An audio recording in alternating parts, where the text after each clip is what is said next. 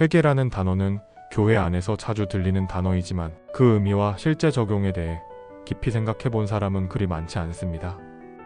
어떤 이들은 회개를 단지 잘못했다고 말하는 것 정도로 생각하고, 어떤 이들은 회개는 종교적인 의식처럼 고백하고 넘어가면 되는 행위라고 여깁니다. 그러나 성경에서 말하는 회개는 단순한 말이나 일시적인 감정이 아니라 사람의 마음과 삶 전체를 바꾸는 깊은 변화입니다. 그리고 이 변화는 구원과도 깊은 관련이 있으며 신앙생활의 시작이자 중심이라고 할 수 있습니다. 성경은 회개를 단순한 슬픔이나 후회로 설명하지 않습니다. 고린도후서 7장 10절은 이렇게 말합니다.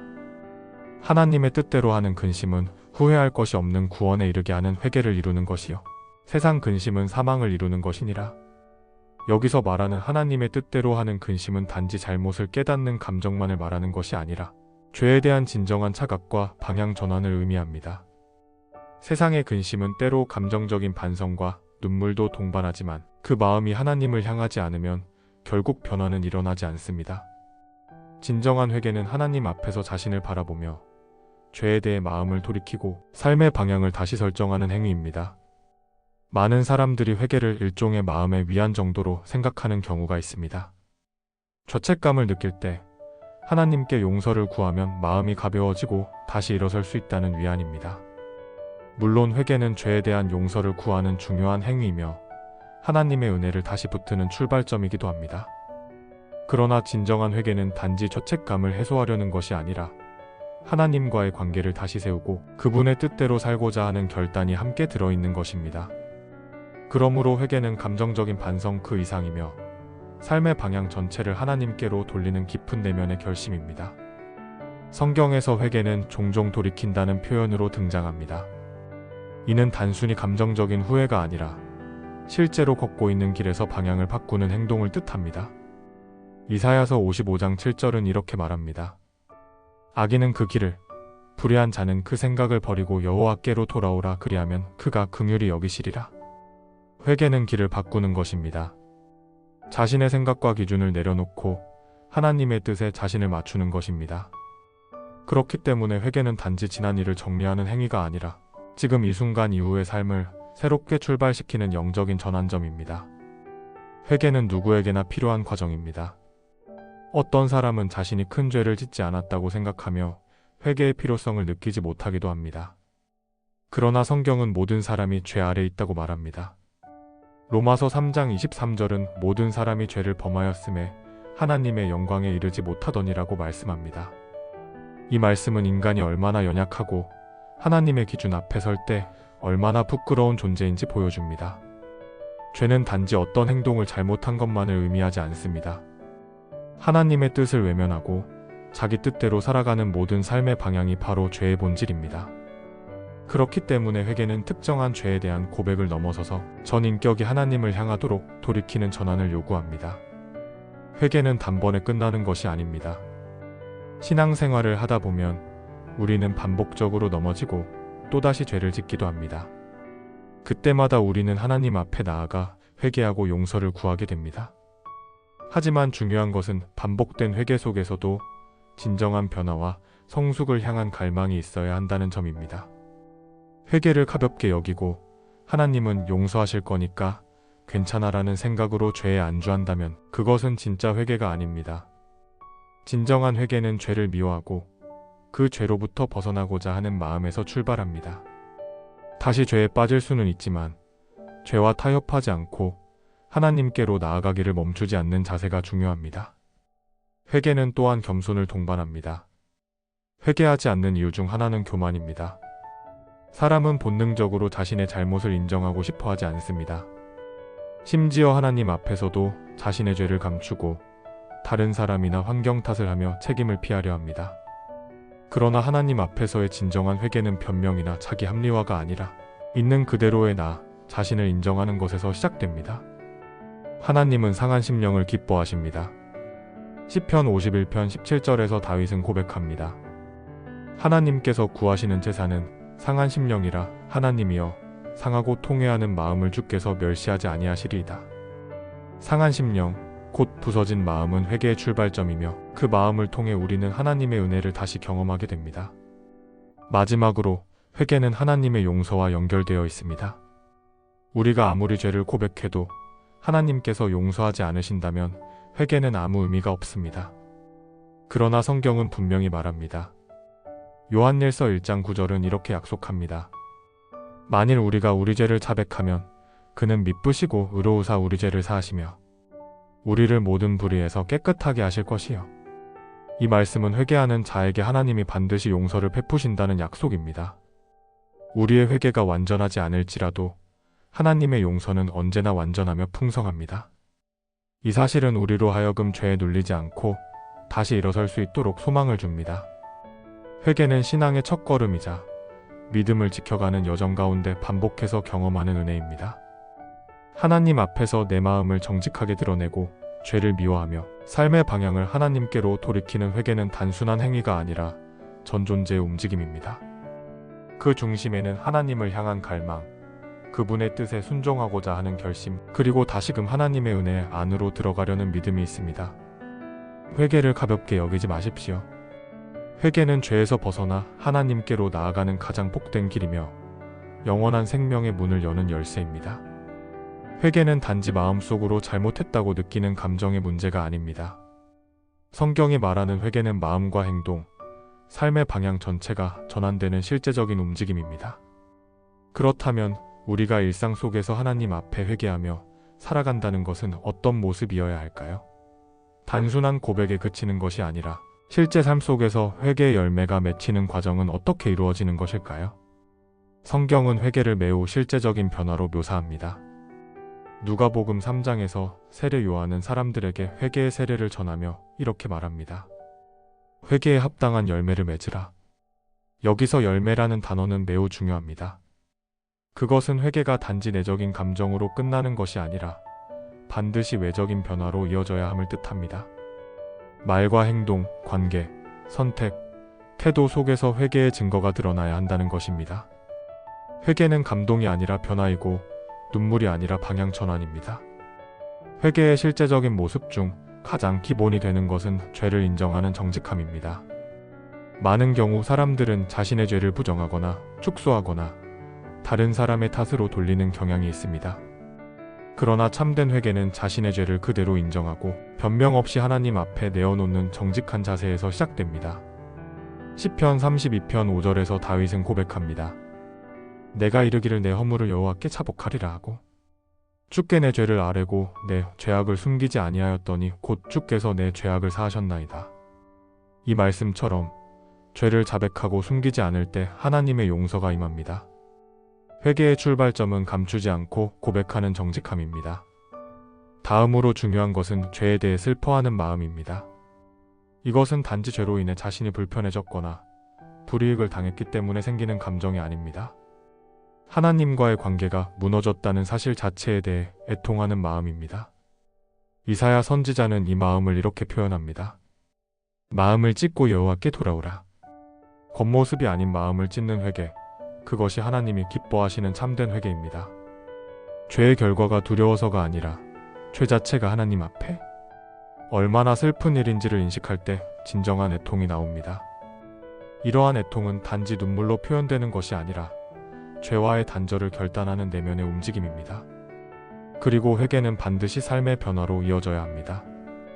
말로는 고백했지만 여전히 같은 죄를 반복하며 아무런 변화도 없다면 그것은 회개의 본질을 오해한 것입니다. 물론 인간은 연약하기 때문에 완벽하게 변화되는 것은 어렵습니다. 그러나 중요한 것은 죄를 반복할지라도 그 죄에 대해 무감각해지지 않고 하나님 앞에서 다시 일어나려고 하는 태도입니다. 자주 넘어질 수는 있지만 그때마다 하나님 앞에 다시 엎드릴 수 있어야 합니다. 잠언 24장 16절은 이렇게 말합니다. 의인은 7번 넘어질지라도 다시 일어나거니와 악인은 재앙으로 인해 엎드러지느니라. 이 말씀은 넘어지는 것보다 다시 일어나는 것이 중요함을 말해줍니다. 회개는 완벽함을 요구하는 것이 아니라 하나님 앞에 끊임없이 돌아오려는 마음을 요구합니다. 일상에서 회개를 실천한다는 것은 구체적으로는 어떤 방식으로 가능할까요? 가장 기본적인 회개의 실천은 기도입니다. 조용한 시간 속에서 자신의 하루를 돌아보고 하나님 앞에 자신의 말과 행동, 생각을 비추어 보는 일은 매우 중요합니다.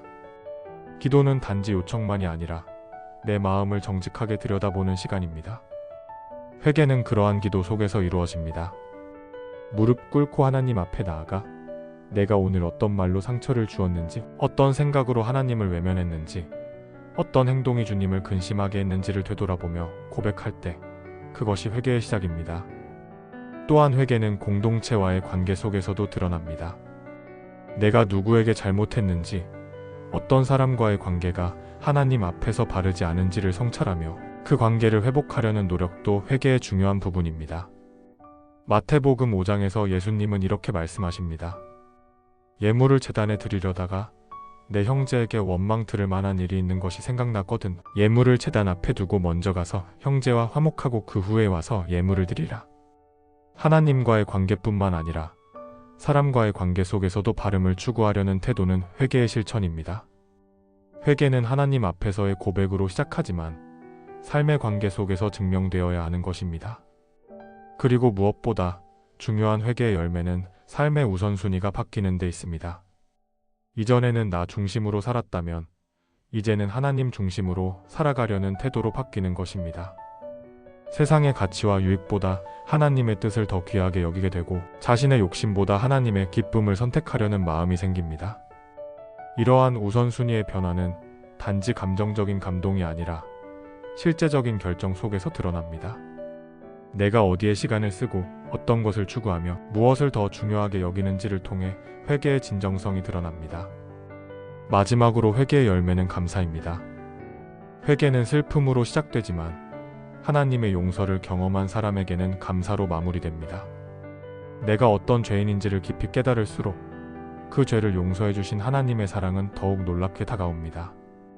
그래서 진정으로 회개한 사람은 더 이상 정죄감에 머무르지 않습니다. 오히려 은혜에 대한 깊은 감격으로 살아갑니다.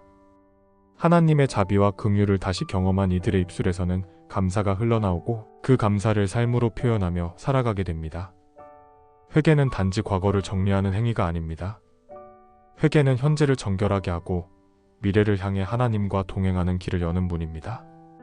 그래서 회개는 반복될 수 있지만 결코 가볍게 여겨질 수 없습니다. 매일의 삶 속에서 기도하며 자신을 돌아보고 죄를 고백하며 하나님의 은혜 안에 거하는 삶.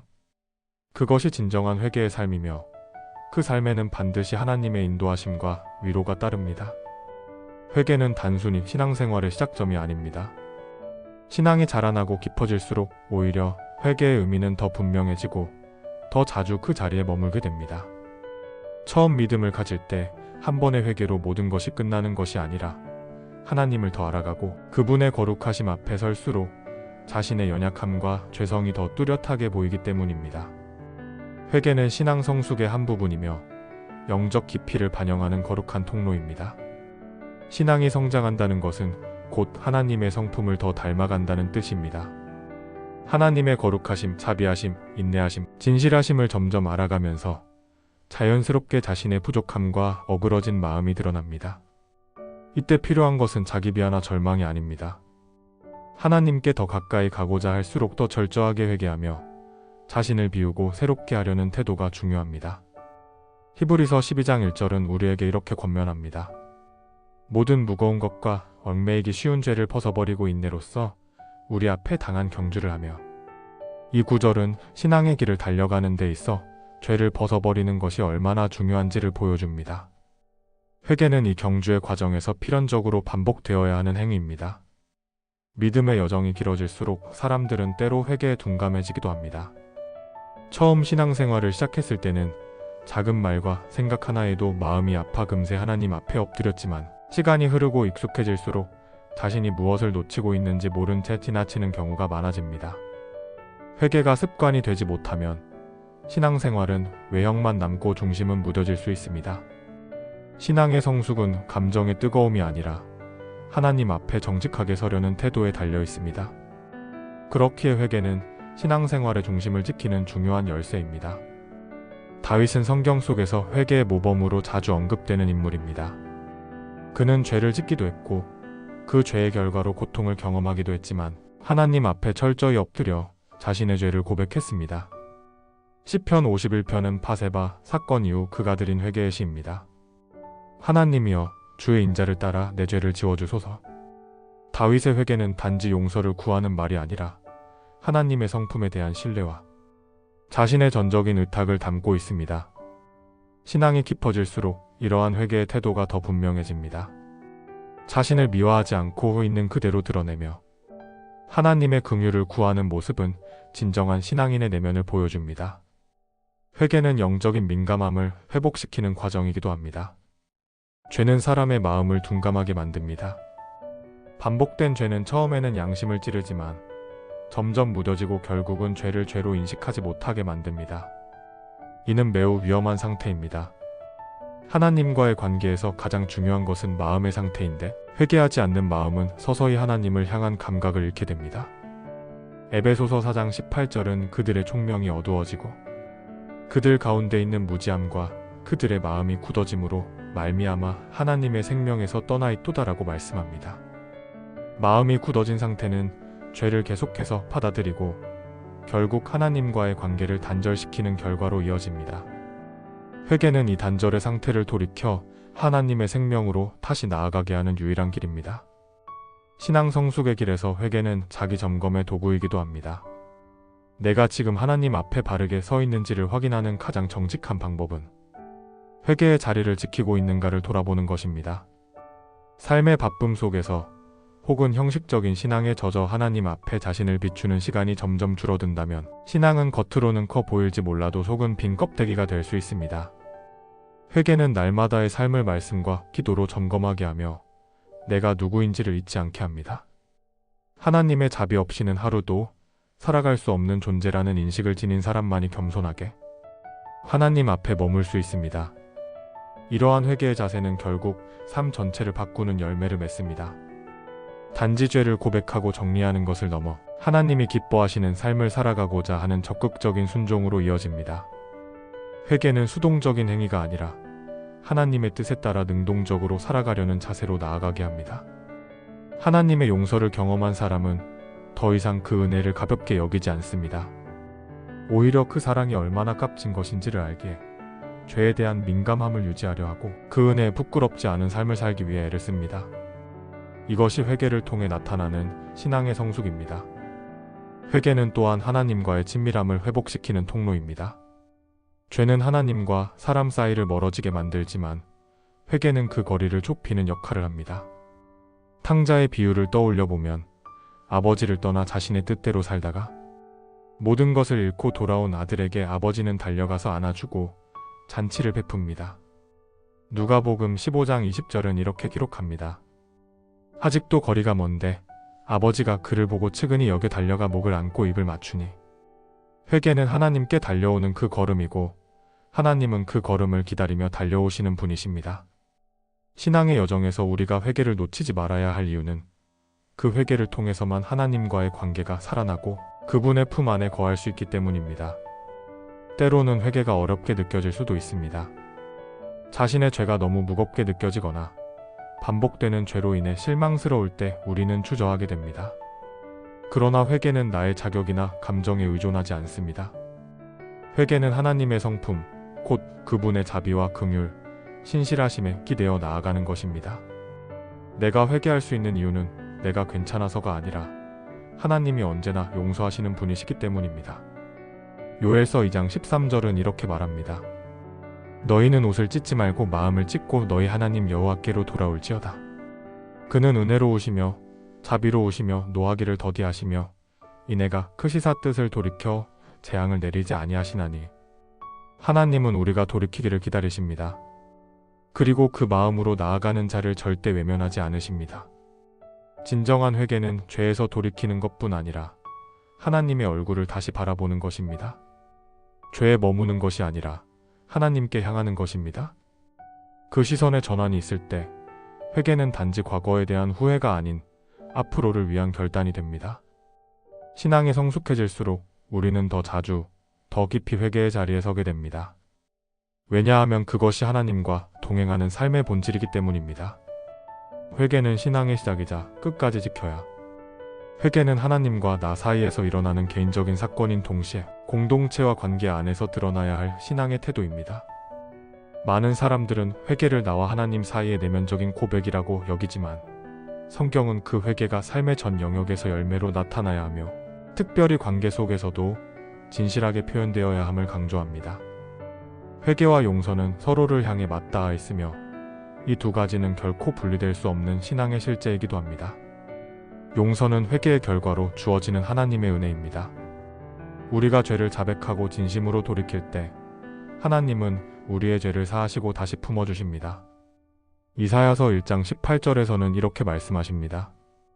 여호와께서 말씀하시되 오라 우리가 서로 변론하자.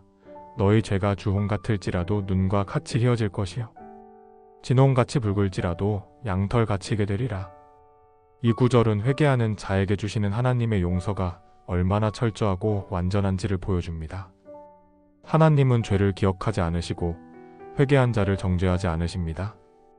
오히려 다시금 품으시고 새롭게 하십니다. 문제는 하나님께 받은 그 용서를 사람 사이에서는 제대로 나누지 못하는 경우가 많다는 점입니다. 우리는 하나님의 자비를 입었지만 때로는 타인의 잘못에 대해서는 너무나 엄격하고 냉정한 시선을 가지기도 합니다. 이것은 신앙의 본질을 오해한 태도입니다. 하나님으로부터 용서를 받은 자는 반드시 다른 이에게도 용서할 줄 알아야 합니다. 마태복음 6장 14절은 이렇게 경고합니다. 너희가 사람의 잘못을 용서하면 너희 하늘 아버지께서도 너희 잘못을 용서하시려니와. 이 말씀은 우리가 받은 은혜를 따라 살아야 한다는 엄중한 책임을 일깨워줍니다. 타인의 죄를 정죄하는 데에 익숙해지는 것은 곧 자신의 회개를 가볍게 여긴다는 뜻과도 같습니다. 회개의 진정한 열매 중 하나는 타인을 대하는 태도의 변화입니다. 내가 얼마나 큰 죄를 용서받았는지를 깊이 인식한 사람은 타인의 연약함 앞에서도 쉽게 정죄하지 않습니다. 오히려 이해하려 하고 돕고자 하며 회복의 길로 이끌기 위해 기도하게 됩니다. 회개는 나만을 위한 영적인 도피처가 아닙니다. 공동체 속에서 죄와 싸우는 이들을 세워주기 위한 영적 기반이 되어야 합니다.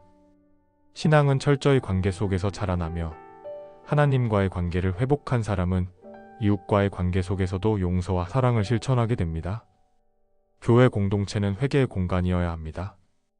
완전한 사람들의 모임이 아니라 죄를 깨닫고 하나님 앞에 서기 원하는 사람들의 모임이게 이곳은 누구든지 죄를 고백할 수 있는 안전한 장소가 되어야 합니다. 그러나 안타깝게도 현실 속 많은 공동체는 회개를 두려워하게 만들고 실패를 숨기게 만드는 분위기를 가지고 있습니다. 이것은 성경이 말하는 공동체의 모습과는 거리가 있습니다. 갈라디아서 6장 1절은 이렇게 말합니다. 형제들아 사람이 만일 무슨 범죄한 일이 드러났거든 신령한 너희는 온유한 심령으로 그러한 자를 바로잡고 내 자신을 살펴보아 너도 시험을 받을까 두려워하라.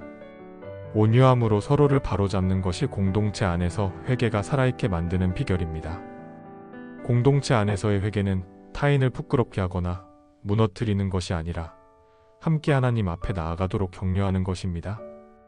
회개는 공개적으로 고백해야만 하는 의무가 아닙니다.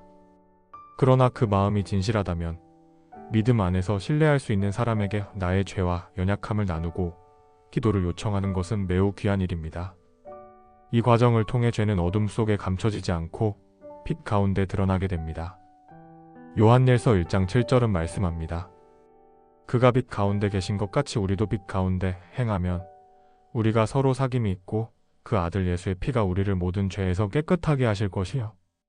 빛 가운데 행하는 삶은 죄를 숨기지 않고 공동체 안에서 신뢰와 회복으로 이어지는 관계를 이루는 데서 시작됩니다. 이와 같은 신앙 공동체를 이루기 위해서는 먼저 자신이 연약한 존재임을 인정할 수 있어야 합니다. 회개하지 못하는 가장 큰 이유는 자존심과 체면입니다. 자신의 잘못이 드러나는 것을 두려워하고 그로 인해 평가받을까봐 스스로를 방어합니다. 하지만 복음은 이미 우리 모두가 죄인임을 전제합니다. 하나님 앞에 자격 있는 자는 아무도 없고 오직 예수 그리스도의 보혈만이 우리를 의롭다 하실 수 있습니다. 따라서 공동체 안에서 죄의 고백은 부끄러움이 아니라 은혜를 향한 발걸음이며 치유를 시작하는 열쇠입니다. 이러한 관점에서 볼 때 회개는 단지 하나님 앞에서만 일어나는 개인적인 일이 아니라 교회라는 몸 안에서 함께 세워져야 할 문화입니다. 서로가 서로에게 안전한 존재가 되고 실수와 죄 앞에서도 정죄가 아닌 회복을 기대할 수 있는 환경을 만드는 것이 중요합니다. 그렇게 될 때 사람들은 하나님 앞에 더 솔직하게 설 수 있게 되고 공동체는 위선이 아니라 진실함으로 건강하게 세워져 갑니다. 이것이 복음이 공동체 안에서 힘있게 작동하는 방식입니다. 또한 회개는 관계의 회복을 동반해야 합니다. 하나님 앞에서의 회개가 이루어졌다면 사람과의 관계에서도 가능한 회복을 시도해야 합니다. 과거의 잘못으로 인해 상처를 입힌 관계가 있다면 용서를 구하고 화해를 추구하는 것이 마땅합니다. 이것이 진정한 회개의 열매입니다. 물론 모든 관계가 회복되는 것은 아닙니다. 상대의 반응에 따라 결과는 달라질 수 있습니다. 그러나 중요한 것은 나의 마음이 하나님 앞에서 정직하고 그분의 뜻을 따라 용서를 구하고자 하는 진심이 담겨 있어야 한다는 점입니다. 로마서 12장 18절은 이렇게 말합니다. 할 수 있거든 너희로서는 모든 사람과 더불어 화목하라. 가능하다면 화해를 추구해야 한다는 이 말씀은 회개가 단지 하나님과의 수직적 관계에만 머물지 않고 사람과의 수평적 관계 속에서도 반드시 드러나야 함을 보여줍니다. 회개는 단순히 마음속의 고백이 아니라 실제적인 변화와 결단, 그리고 삶의 방식의 전환을 요구합니다. 하나님 앞에서의 정직한 고백, 이웃과의 관계 속에서의 용서와 화해, 공동체 안에서의 회복과 나눔, 이 모든 것이 회개의 완전한 열매입니다. 진정한 회개는 그 자체로 은혜이며 그 열매는 결국 나만이 아닌 모든 이에게 생명을 나누는 통로가 됩니다. 회개의 자리에서 받은 용서가 다시금 다른 사람을 살리고 공동체를 새롭게 만들며 하나님 나라를 이 땅 위에 드러나게 합니다. 그렇기에 회개는 혼자만의 고백이 아닌 하나님의 은혜를 흘려보내는 시작입니다. 회개는 죄에 대한 깨달음에서 시작되지만 그 진실성은 회개 이후의 삶에서 드러납니다. 많은 사람들이 회개를 일시적인 감정의 반응으로 이해하지만 성경이 말하는 회개는 삶의 방향 전체가 바뀌는 지속적인 과정입니다. 죄를 깨닫고 하나님께 돌이키는 그 순간은 분명 중요하지만 그보다 더 중요한 것은 돌이킨 이후에 어떻게 살아가느냐입니다. 회개는 결코 일회성 감정의 표현이 아니며 신앙의 여정 속에서 끊임없이 새롭게 다듬어져야 할 지속적인 태도입니다. 누가복음 15장에 나오는 탕자의 이야기는 회개의 본질뿐 아니라 회개 이후 삶의 전환을 상징적으로 보여줍니다. 아버지를 떠나 자신의 뜻대로 살던 아들은 결국 모든 것을 잃고서야 집으로 돌아갈 결심을 합니다. 그는 아버지께 자신을 종으로라도 받아달라고 말할 생각이었지만 아버지는 그를 달려와 껴안고 다시금 아들로 받아들입니다. 이 장면은 하나님께서 회개하는 자를 얼마나 풍성한 사랑으로 맞이하시는지를 보여줍니다. 그러나 그 이후 탕자의 삶에 대한 자세한 설명은 등장하지 않습니다. 우리가 주목해야 할 부분은 바로 여기입니다. 회개는 집으로 돌아오는 것으로 끝나는 것이 아니라 돌아온 이후의 삶이 새롭게 변화되어야 한다는 점입니다. 하나님께 용서를 받은 사람은 반드시 그 삶의 열매로 회개의 진실성을 드러내야 합니다. 마태복음 3장 8절은 이렇게 말합니다. 그러므로 회개에 합당한 열매를 맺고, 여기서 합당한 열매란 단지 도덕적인 삶을 의미하지 않습니다. 그것은 하나님의 뜻에 순종하고 이전의 삶과는 분명히 다른 방향으로 걸어가는 태도를 말합니다. 용서를 받았다는 사실에 안주하는 것이 아니라 용서를 받았기에 더 이상 그 죄로 되돌아가지 않으려는 마음가짐이 회개 이후 삶의 본질이어야 합니다. 그러나 회개 이후의 삶은 항상 순탄하지 않습니다. 많은 신앙인들이 동일한 죄로 반복해서 실족하고 같은 자리에서 다시 회개하며 자책하기도 합니다. 이러한 반복 속에서 자신을 정죄하거나 낙심하는 일이 생깁니다. 어떤 이들은 끊임없이 회개만 반복하는 자신의 모습에 진실한 변화가 없다고 느끼며 신앙에 대한 확신을 잃기도 합니다. 그러나 성경은 우리에게 반복되는 회개 속에서도 하나님의 인내와 신실하심을 상기시킵니다. 시편 86편 15절은 말합니다. 오직 주는 긍휼히 여기시며 은혜로우시며 노하기를 더디하시며 인자와 진리가 풍성하신 하나님이시니이다. 하나님은 우리가 다시 돌아오는 것을 결코 지치지 않으시며 그 인자하심으로 우리를 품어주십니다. 회개 이후의 삶을 지속하는 데 있어 중요한 것은 영적 분별입니다. 단순히 죄의 유혹을 참아내는 것이 아니라 그 유혹의 근원을 분별하고 미리 피할 수 있는 영적인 민감함을 기르는 것이 필요합니다. 죄는 항상 갑자기 찾아오는 것이 아니라 마음속의 작은 틈을 통해 들어옵니다. 회개한 사람은 자신의 연약함을 인정하고 다시 그 죄로 돌아가지 않기 위해 일상의 선택과 습관을 다르게 만들어야 합니다. 이는 말씀을 묵상하고 기도를 통해 하나님과의 교제를 유지하며 건강한 공동체 안에서 신앙의 지지를 받는 것으로 가능해집니다. 또한 회개 이후에는 영적 인내가 요구됩니다. 어떤 죄는 단번에 끊어낼 수 있지만 어떤 죄는 오랜 시간 동안 깊이 뿌리 내려져 있어서 반복적인 싸움이 필요합니다. 이때 인내하지 못하고 포기하거나 자신을 정죄하면 영혼은 더 깊은 어둠에 빠지게 됩니다. 하나님은 우리에게 완벽함을 요구하지 않으십니다. 오히려 그분은 우리가 다시 일어나기를 바라시며 끝까지 싸워나가기를 원하십니다. 야고보서 1장 4절은 말합니다. 인내를 온전히 이루라. 이는 너희로 온전하고 구비하여 조금도 부족함이 없게 하려 함이라. 회개는 단숨에 모든 것을 바꾸는 기적이 아니라 하나님과 함께 한 걸음씩 걸어가는 순종의 여정입니다. 회개 이후의 삶은 점점 하나님을 더 깊이 알아가는 과정이기도 합니다. 죄를 회개하고 돌아선 사람은 하나님이 얼마나 거룩하신 분이신지를 더 분명히 깨닫게 됩니다. 동시에 자신의 연약함을 더 분명히 마주하게 됩니다. 이 과정을 통해 우리는 하나님 앞에서 교만하지 않게 되고 겸손한 마음으로 매일의 삶을 살아가게 됩니다. 회개는 삶을 정결하게 만드는 것이 목적이 아니라 하나님과 더욱 친밀하게 연결되도록 돕는 통로입니다. 우리가 회개를 반복하면서도 계속해서 하나님께 나아갈 수 있는 이유는 하나님의 성품이 변하지 않기 때문입니다. 또한 회개 이후의 삶에는 반드시 감사가 동반되어야 합니다. 회개가 슬픔과 애통에서 시작되었다면 그 끝은 하나님의 용서에 대한 깊은 감격과 감사로 채워져야 합니다. 자신이 얼마나 큰 은혜를 입었는지를 아는 사람은 더 이상 그 은혜를 당연하게 여기지 않습니다. 감사하는 마음은 죄로부터 멀어지게 하고 은혜 안에 머물게 합니다. 그것은 억지로 도덕적으로 살아가려는 의지가 아니라 하나님께 받은 사랑을 잊지 않기 때문에 자연스럽게 나타나는 열매입니다. 이사야서 12장 1절은 이렇게 고백합니다. 그날에 내가 말하기를 여호와여 주께서 나에게 노하셨으나 주의 진노가 돌아섰고 또 주께서 나를 위로하셨나이다 할 것이니. 진정한 회개는 결국 위로로 이어지고 그 위로는 감사로 표현됩니다. 지속적인 회개의 삶은 결국 사람의 내면을 변화시킵니다. 이전에는 죄를 좋아하던 마음이 점점 죄를 싫어하게 되고 하나님의 뜻에 민감해지며 작은 유혹에도 조심스럽게 반응하는 영적인 태도가 생겨납니다. 이러한 변화는 외적인 성공이나 업적보다 훨씬 더 깊은 영적 성숙의 열매입니다. 사람은 보이지 않는 중심을 보고 판단할 수 없지만 하나님은 우리의 마음을 보시며 그 안에서 진정한 회개의 흔적을 기뻐하십니다.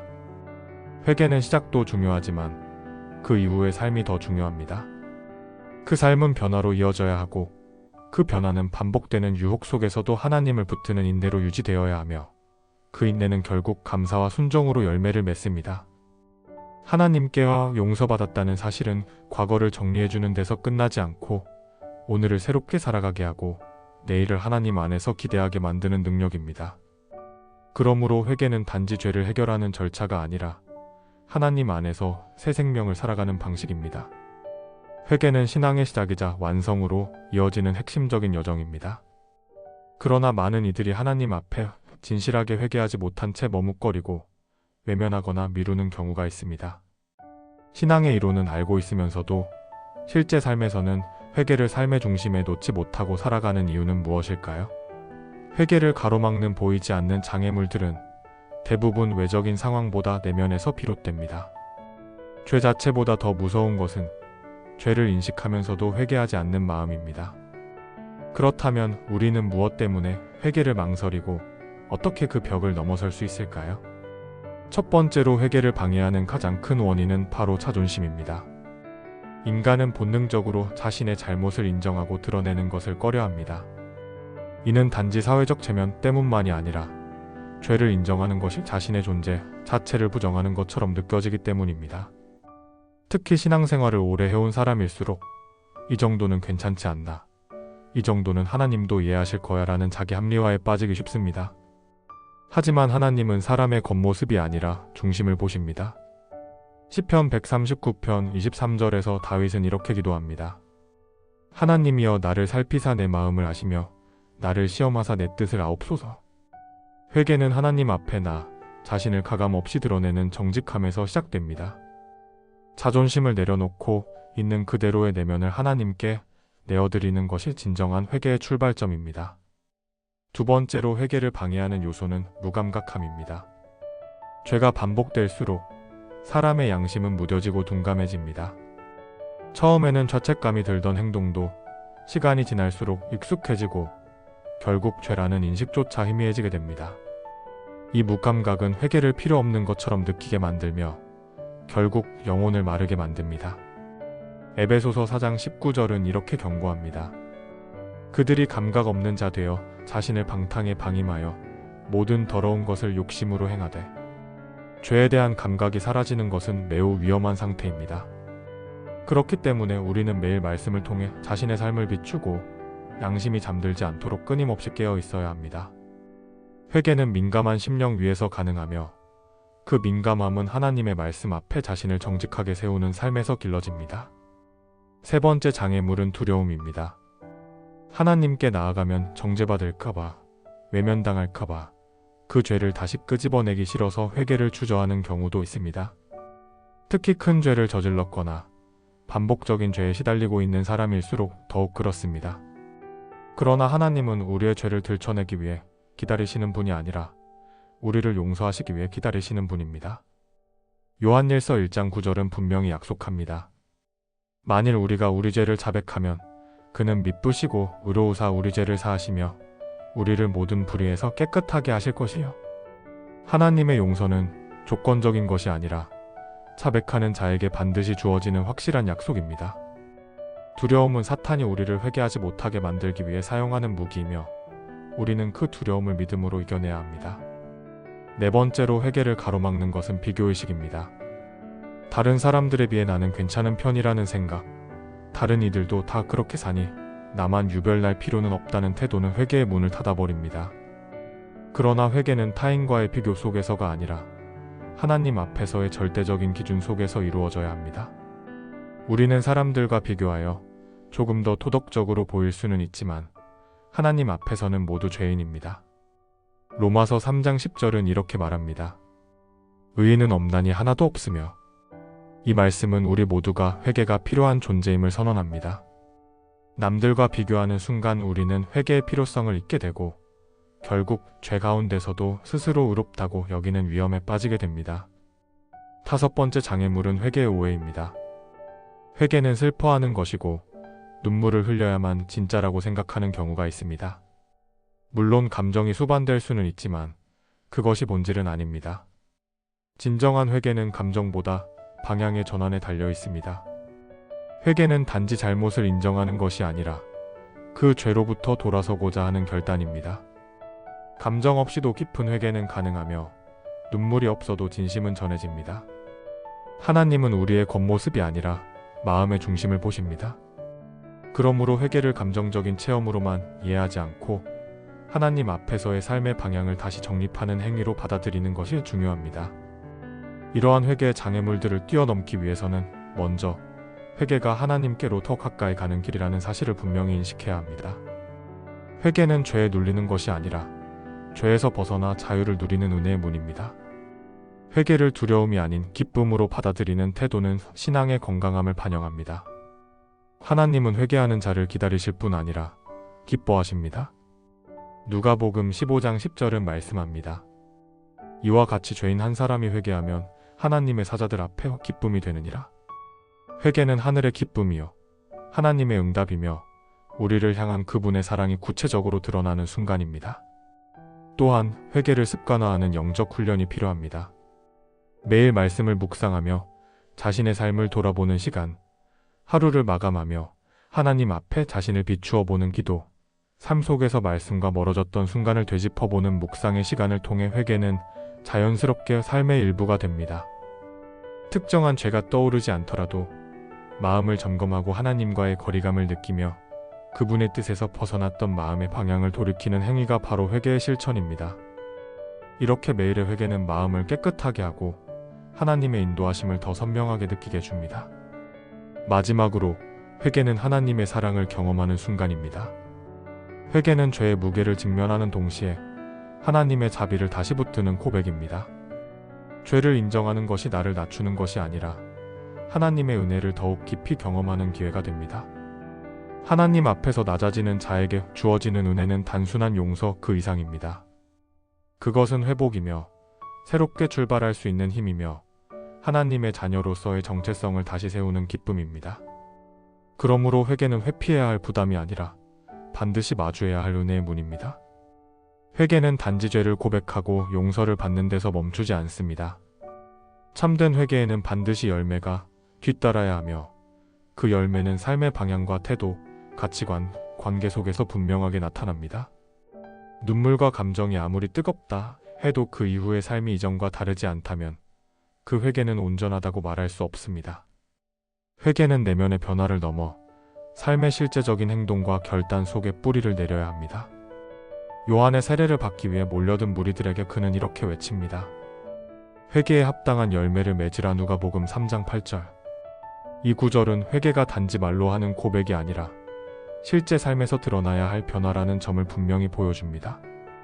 당시 사람들은 종교적인 열심이나 형식적인 제사로 하나님과의 관계가 회복되었다고 여겼지만 요한은 그들의 삶 자체가 달라져야 한다고 경고합니다. 이 말씀은 오늘을 사는 신앙인들에게도 그대로 적용됩니다. 진정한 회개는 예배당 안에서 드리는 고백이 아니라 일상의 자리에서 그 열매로 증명되어야 합니다. 회개의 열매는 가장 먼저 삶의 태도에서 드러납니다. 이전에는 자신을 중심에 두고 생각하고 행동했다면 회개한 이후에는 하나님을 중심에 두고 살아가게 됩니다. 말과 행동, 시간 사용과 우선순위, 인간관계와 소비 습관까지 모든 삶의 기준이 점차 하나님께로 향하게 됩니다. 이러한 변화는 단숨에 이루어지는 것이 아니라 성령의 인도하심 속에서 점진적으로 나타나며 신앙인의 삶을 보다 깊고 건강하게 세워갑니다. 회개한 사람은 더 이상 자신의 욕심과 기준에 따라 움직이기보다 하나님의 뜻에 귀를 기울이며 살아가려는 내면의 자세를 갖추게 됩니다. 회개의 열매는 또한 관계 회복으로 이어집니다. 진정으로 회개한 사람은 자신의 잘못을 하나님께 고백하는 데 그치지 않고 사람들과의 관계 속에서도 책임을 지고 변화된 태도를 보이려 합니다. 마태복음 5장 2324절에서는 예수님께서 이렇게 말씀하십니다. 그러므로 예물을 제단에 드리려다가 거기서 내 형제에게 원망 들을 만한 일이 있는 것이 생각나거든 예물을 제단 앞에 두고 먼저 가서 형제와 화목하고 그 후에 와서 예물을 드리라. 하나님과의 관계 회복은 사람과의 관계 회복과도 연결되어 있으며 참된 회개는 이 둘을 동시에 포함합니다. 하나님께 용서를 받았다면 이웃에게도 먼저 다가가 용서를 구하고 화해의 걸음을 내딛는 것이 회개의 열매입니다. 또한 회개의 열매는 선택과 행동의 변화로 나타납니다. 회개하기 전에는 죄에 대해 관대하고 타협적이었다면 회개한 이후에는 죄에 대해 민감하게 반응하고 그로부터 멀어지려는 의지가 생깁니다. 이는 단순한 두려움 때문이 아니라 하나님의 거룩하심을 깨닫고 그분을 기쁘시게 하고자 하는 마음에서 비롯됩니다. 사도 바울은 고린도후서 7장 11절에서 이렇게 기록합니다. 보라 하나님의 뜻대로 하게 된 이 근심이 너희로 얼마나 간절하게 하며 변명하게 하며 분하게 하며 두렵게 하며 사모하게 하며 열심 있게 하며 벌하게 하였는가? 여기서 바울은 참된 회개가 삶의 다양한 반응과 태도로 이어진다는 점을 강조합니다. 죄에 대해 분노하고 하나님을 더욱 사모하며 거룩한 열심을 품게 되는 것, 이것이 회개의 실질적인 열매입니다. 회개의 열매는 또한 말씀에 대한 순종으로 나타납니다. 회개한 사람은 더 이상 자신의 기준이나 세상의 가치관에 따라 살지 않고 하나님의 말씀을 삶의 기준으로 삼으려는 태도를 갖게 됩니다. 말씀에 대한 갈망이 생기고 그 말씀을 붙들고 살아가려는 의지가 깊어집니다. 예전에는 말씀을 들으면서도 마음 한켠에만 머물렀다면 회개 이후에는 그 말씀을 삶에 적용하려는 결단과 실천이 뒤따릅니다. 회개는 단순히 과거를 정리하는 것이 아니라 말씀을 따라 살아가겠다는 미래에 대한 의지를 포함하는 변화입니다. 이러한 순종은 완전함이 아니라 반복되는 다짐과 실천 속에서 점점 성숙해져가는 방향성의 문제입니다. 그리고 회개의 열매는 자신의 죄에 대한 민감함으로 드러납니다. 회개를 경험한 사람은 죄에 대해 점점 더 예민해지고 이전에는 무심히 지나쳤던 말과 행동에 대해서도 깊이 고민하게 됩니다. 마음속의 작은 교만, 불평, 판단, 시기호, 이기심 등이 말씀 앞에 설 때마다 드러나게 되고 그 죄들을 하나님 앞에 다시금 고백하며 돌이키게 됩니다. 이는 완벽함과는 거리가 멀지만 진정한 신앙인의 성장 과정입니다. 죄를 반복하지 않는 삶이 아니라 죄를 반복하더라도 다시 일어나 회개하며 나아가는 삶, 그것이 성숙입니다. 이러한 회개의 열매는 결국 겸손으로 이어집니다. 하나님의 은혜 없이는 단 하루도 의롭게 살 수 없다는 고백, 나의 의가 아닌 하나님의 긍휼로 살아간다는 인식이 깊어질수록 사람은 교만할 수 없습니다. 누군가의 실수와 연약함 앞에서도 쉽게 정죄하지 않고 오히려 함께 기도해주고 기다려줄 수 있는 태도가 생깁니다. 나 자신도 용서받은 자임을 잊지 않기 때문에 다른 이에게도 그 같은 은혜가 흘러가길 바라는 마음이 생깁니다. 회개는 개인의 변화에만 머물지 않고 공동체를 변화시키는 씨앗이 됩니다. 회개의 열매는 하루아침에 드러나는 것이 아닙니다. 반복되는 유혹 속에서도 다시 하나님 앞에 서려는 몸부림, 말씀을 따라 살고자 하는 작은 결단들, 사람들과의 관계 안에서 책임있게 행동하려는 성숙함, 모두가 회개가 만들어내는 실제적인 변화입니다. 이 변화는 하나님께서 기뻐하시고 또 성령께서 도우시는 은혜의 과정 속에서 이루어집니다. 우리가 해야 할 일은 그 과정에 충실하게 머무는 것이며 회개의 열매를 가볍게 여기지 않는 것입니다. 참된 회개는 단순한 감정이 아니라 삶을 바꾸는 능력입니다. 그리고 그 능력은 죄에서 벗어날 뿐 아니라 하나님과 동행하며 거룩을 향해 나아가는 길을 열어줍니다. 회개한 사람의 삶은 이전과 같을 수 없습니다.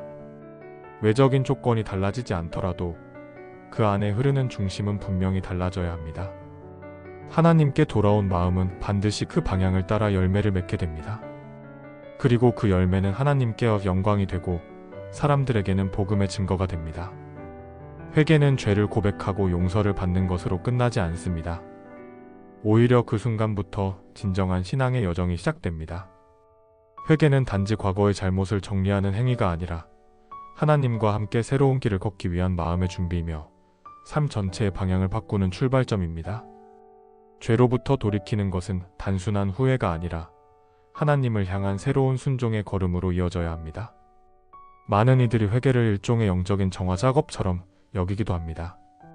죄를 씻고 마음을 깨끗이 한 후 다시 죄를 짓지 않으려는 노력에 집중합니다. 물론 이러한 노력은 중요하지만 그것만으로는 충분하지 않습니다. 회개의 진정한 목적은 단지 죄를 끊는 데 있는 것이 아니라 하나님과의 관계를 다시 세우고 그분의 뜻 안에서 살아가는 데 있습니다. 그러므로 회개는 돌아서기만이 아니라 새롭게 걷기까지 포함하는 전인적인 변화입니다. 하나님께서는 회개한 자에게 단지 죄의 사면만을 주시는 것이 아니라 새로운 사명과 삶의 목적도 주십니다. 누가복음 5장 32절에서 예수님은 이렇게 말씀하십니다. 내가 의인을 부르러 온 것이 아니요 죄인을 불러 회개시키러 왔노라. 이 말씀은 예수님이 회개를 통해 사람을 단순히 정결하게 만드는 것이 아니라 그들을 부르시고 세우신다는 의미를 담고 있습니다. 죄인이라는 정체성에서 하나님의 자녀로 회복되는 것, 그것이 회개의 열매이자 하나님께서 주시는 은혜입니다. 회개 이후의 삶은 다시는 죄를 짓지 않는 완벽한 삶이 아닙니다. 여전히 연약하고 넘어질 수 있지만 중요한 것은 넘어졌을 때 그 즉시 하나님께로 돌아가는 태도입니다. 회개한 사람은 죄에 안주하지 않으며 반복되는 유혹 속에서도 다시 하나님을 바라보며 살아갑니다. 이는 하나님과의 관계가 단절된 것이 아니라 지속적인 회복과 성장의 과정을 거치고 있음을 보여주는 신앙의 여정입니다. 잠언 24장 16절은 이렇게 말합니다. 대저 의인은 7번 넘어질지라도 다시 일어나려니와. 넘어질 수 있지만 다시 일어나는 사람, 그것이 진정으로 회개한 사람의 모습입니다. 회개한 삶은 곧 변화된 삶입니다. 마음의 중심이 바뀌면 삶의 방식도 달라지게 됩니다. 회개한 사람은 자신의 삶을 더 이상 자기중심적으로 해석하지 않고 하나님의 뜻과 관점에서 바라보게 됩니다. 과거에는 스스로의 이익과 명예를 위해 살았다면 이제는 하나님의 영광과 이웃을 위한 삶을 살고자 합니다. 이러한 변화는 단숨에 이루어지지 않지만 분명히 나타납니다. 매일의 삶 속에서 말씀을 묵상하며 하나님의 음성에 귀를 기울이고 기도를 통해 그분과 깊은 교제를 나누는 시간이 늘어날수록 삶의 태도와 결심은 달라지게 됩니다. 회개한 이후에는 사명에 대한 자각도 생깁니다. 단지 죄에서 벗어나는 것만이 아니라 하나님께서 나를 통해 이루고자 하시는 일을 깨닫게 되는 것입니다.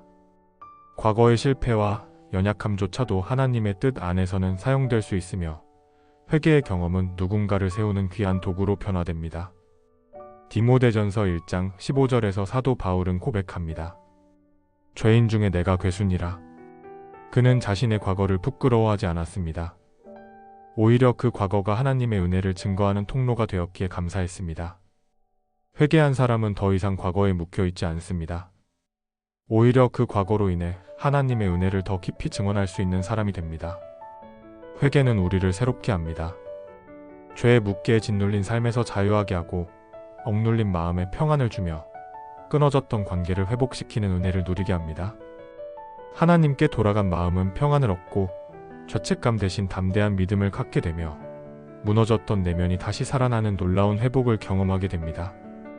하나님은 회개하는 자를 정죄하지 않으시며 오히려 안아주시고 입을 맞추며 환영하십니다. 누가복음 15장의 아버지는 멀리서 돌아오는 아들을 보자마자 달려나가 껴안고 말합니다. 이내 아들은 죽었다가 다시 살아났으며 내가 잃었다가 다시 얻었노라. 이것이 회개한 사람을 향한 하나님의 마음입니다. 이제 우리에게 남은 질문은 하나입니다. 나는 지금도 회개의 삶을 살아가고 있는가? 신앙생활이 오래되었고 말씀을 많이 알고 있다 하더라도 회개의 자리를 잇는 순간 우리는 영적인 무감각에 빠질 수 있습니다. 회개는 신앙의 시작이자 유지며 성숙으로 가는 길입니다.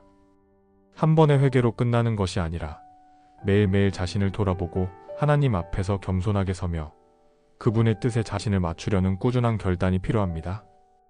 회개는 우리가 실패했기 때문에 필요한 것이 아니라 하나님과 함께 새롭게 살아가기 위해 반드시 필요한 것입니다. 회개는 부끄러움의 표현이 아니라 믿음의 고백이며 절망이 아니라 소망의 문입니다. 하나님은 우리에게 다시 시작할 수 있는 은혜를 주셨고 우리는 그 은혜 안에서 날마다 새로워질 수 있습니다. 오늘도 하나님은 우리를 기다리십니다. 완전한 사람으로서가 아니라 다시 돌아올 자녀로서 부르십니다. 그분 앞에 나아가 하나님, 제가 잘못했습니다 라고 고백할 수 있는 용기, 그 고백이야말로 하나님과의 관계를 회복시키고 참된 기쁨을 누리는 길입니다. 회개는 끝이 아니라 은혜의 시작입니다. 그리고 그 시작은 우리를 날마다 하나님과 함께 걷게 합니다. 하나님께서 주시는 은혜는 결코 마르지 않으며 회개하는 자에게는 언제나 새롭고 충만하게 부어집니다. 회개라는 단어는 교회 안에서 자주 들리는 단어이지만 그 의미와 실제 적용에 대해 깊이 생각해 본 사람은 그리 많지 않습니다. 어떤 이들은 회개를 단지 잘못했다고 말하는 것 정도로 생각하고 어떤 이들은 회개는 종교적인 의식처럼 고백하고 넘어가면 되는 행위라고 여깁니다. 그러나 성경에서 말하는 회개는 단순한 말이나 일시적인 감정이 아니라 사람의 마음과 삶 전체를 바꾸는 깊은 변화입니다. 그리고 이 변화는 구원과도 깊은 관련이 있으며 신앙생활의 시작이자 중심이라고 할 수 있습니다. 성경은 회개를 단순한 슬픔이나 후회로 설명하지 않습니다. 고린도후서 7장 10절은 이렇게 말합니다. 하나님의 뜻대로 하는 근심은 후회할 것이 없는 구원에 이르게 하는 회개를 이루는 것이요 세상 근심은 사망을 이루는 것이니라. 여기서 말하는 하나님의 뜻대로 하는 근심은 단지 잘못을 깨닫는 감정만을 말하는 것이 아니라 죄에 대한 진정한 차각과 방향 전환을 의미합니다. 세상의 근심은 때로 감정적인 반성과 눈물도 동반하지만 그 마음이 하나님을 향하지 않으면 결국 변화는 일어나지 않습니다. 진정한 회개는 하나님 앞에서 자신을 바라보며 죄에 대해 마음을 돌이키고 삶의 방향을 다시 설정하는 행위입니다. 많은 사람들이 회개를 일종의 마음의 위안 정도로 생각하는 경우가 있습니다. 죄책감을 느낄 때 하나님께 용서를 구하면 마음이 가벼워지고 다시 일어설 수 있다는 위안입니다. 물론 회개는 죄에 대한 용서를 구하는 중요한 행위이며 하나님의 은혜를 다시 붙드는 출발점이기도 합니다. 그러나 진정한 회개는 단지 죄책감을 해소하려는 것이 아니라 하나님과의 관계를 다시 세우고 그분의 뜻대로 살고자 하는 결단이 함께 들어있는 것입니다. 그러므로 회개는 감정적인 반성 그 이상이며 삶의 방향 전체를 하나님께로 돌리는 깊은 내면의 결심입니다. 성경에서 회개는 종종 돌이킨다는 표현으로 등장합니다. 이는 단순히 감정적인 후회가 아니라 실제로 걷고 있는 길에서 방향을 바꾸는 행동을 뜻합니다. 이사야서 55장 7절은 이렇게 말합니다. 악인은 그 길을, 불의한 자는 그 생각을 버리고 여호와께로 돌아오라. 그리하면 그가 긍휼히 여기시리라. 회개는 길을 바꾸는 것입니다. 자신의 생각과 기준을 내려놓고 하나님의 뜻에 자신을 맞추는 것입니다. 그렇기 때문에 회개는 단지 지난 일을 정리하는 행위가 아니라 지금 이 순간 이후의 삶을 새롭게 출발시키는 영적인 전환점입니다.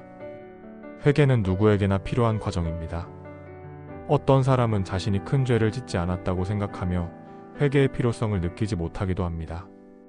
그러나 성경은 모든 사람이 죄 아래 있다고 말합니다. 로마서 3장 23절은 모든 사람이 죄를 범하였음에 하나님의 영광에 이르지 못하더니라고 말씀합니다. 이 말씀은 인간이 얼마나 연약하고 하나님의 기준 앞에 설 때 얼마나 부끄러운 존재인지 보여줍니다. 죄는 단지 어떤 행동을 잘못한 것만을 의미하지 않습니다. 하나님의 뜻을 외면하고 자기 뜻대로 살아가는 모든 삶의 방향이 바로 죄의 본질입니다. 그렇기 때문에 회개는 특정한 죄에 대한 고백을 넘어서서 전 인격이 하나님을 향하도록 돌이키는 전환을 요구합니다. 회개는 단번에 끝나는 것이 아닙니다. 신앙생활을 하다 보면 우리는 반복적으로 넘어지고 또다시 죄를 짓기도 합니다. 그때마다 우리는 하나님 앞에 나아가 회개하고 용서를 구하게 됩니다. 하지만 중요한 것은 반복된 회개 속에서도 진정한 변화와 성숙을 향한 갈망이 있어야 한다는 점입니다. 회개를 가볍게 여기고 하나님은 용서하실 거니까 괜찮아라는 생각으로 죄에 안주한다면 그것은 진짜 회개가 아닙니다.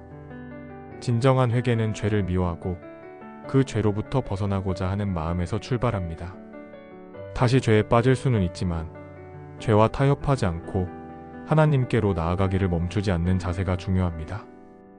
회개는 또한 겸손을 동반합니다. 회개하지 않는 이유 중 하나는 교만입니다.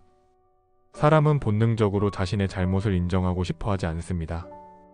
심지어 하나님 앞에서도 자신의 죄를 감추고 다른 사람이나 환경 탓을 하며 책임을 피하려 합니다. 그러나 하나님 앞에서의 진정한 회개는 변명이나 자기 합리화가 아니라 있는 그대로의 나 자신을 인정하는 것에서 시작됩니다. 하나님은 상한 심령을 기뻐하십니다. 시편 51편 17절에서 다윗은 고백합니다. 하나님께서 구하시는 제사는 상한 심령이라. 하나님이여 상하고 통회하는 마음을 주께서 멸시하지 아니하시리이다. 상한 심령, 곧 부서진 마음은 회개의 출발점이며 그 마음을 통해 우리는 하나님의 은혜를 다시 경험하게 됩니다. 마지막으로 회개는 하나님의 용서와 연결되어 있습니다. 우리가 아무리 죄를 고백해도 하나님께서 용서하지 않으신다면 회개는 아무 의미가 없습니다. 그러나 성경은 분명히 말합니다. 요한일서 1장 9절은 이렇게 약속합니다. 만일 우리가 우리 죄를 자백하면 그는 미쁘시고 의로우사 우리 죄를 사하시며 우리를 모든 불의에서 깨끗하게 하실 것이요. 이 말씀은 회개하는 자에게 하나님이 반드시 용서를 베푸신다는 약속입니다.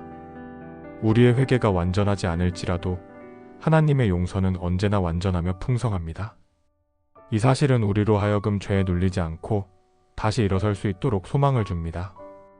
회개는 신앙의 첫걸음이자 믿음을 지켜가는 여정 가운데 반복해서 경험하는 은혜입니다.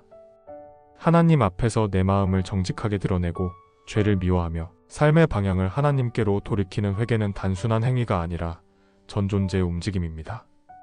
그 중심에는 하나님을 향한 갈망, 그분의 뜻에 순종하고자 하는 결심, 그리고 다시금 하나님의 은혜 안으로 들어가려는 믿음이 있습니다. 회개를 가볍게 여기지 마십시오. 회개는 죄에서 벗어나 하나님께로 나아가는 가장 복된 길이며 영원한 생명의 문을 여는 열쇠입니다.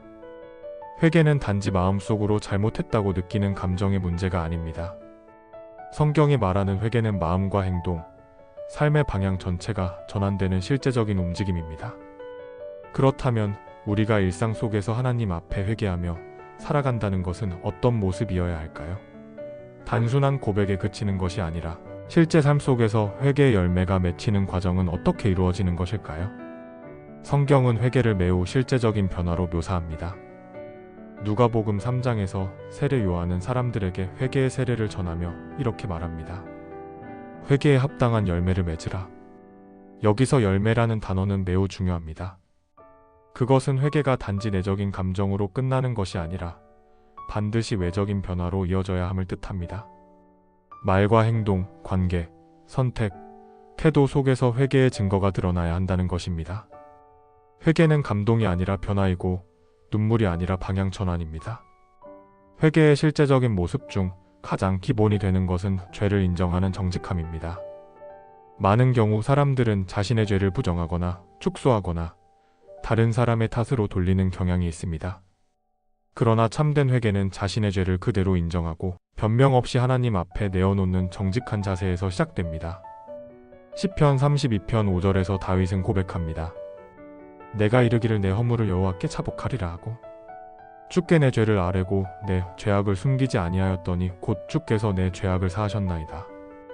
이 말씀처럼 죄를 자백하고 숨기지 않을 때 하나님의 용서가 임합니다.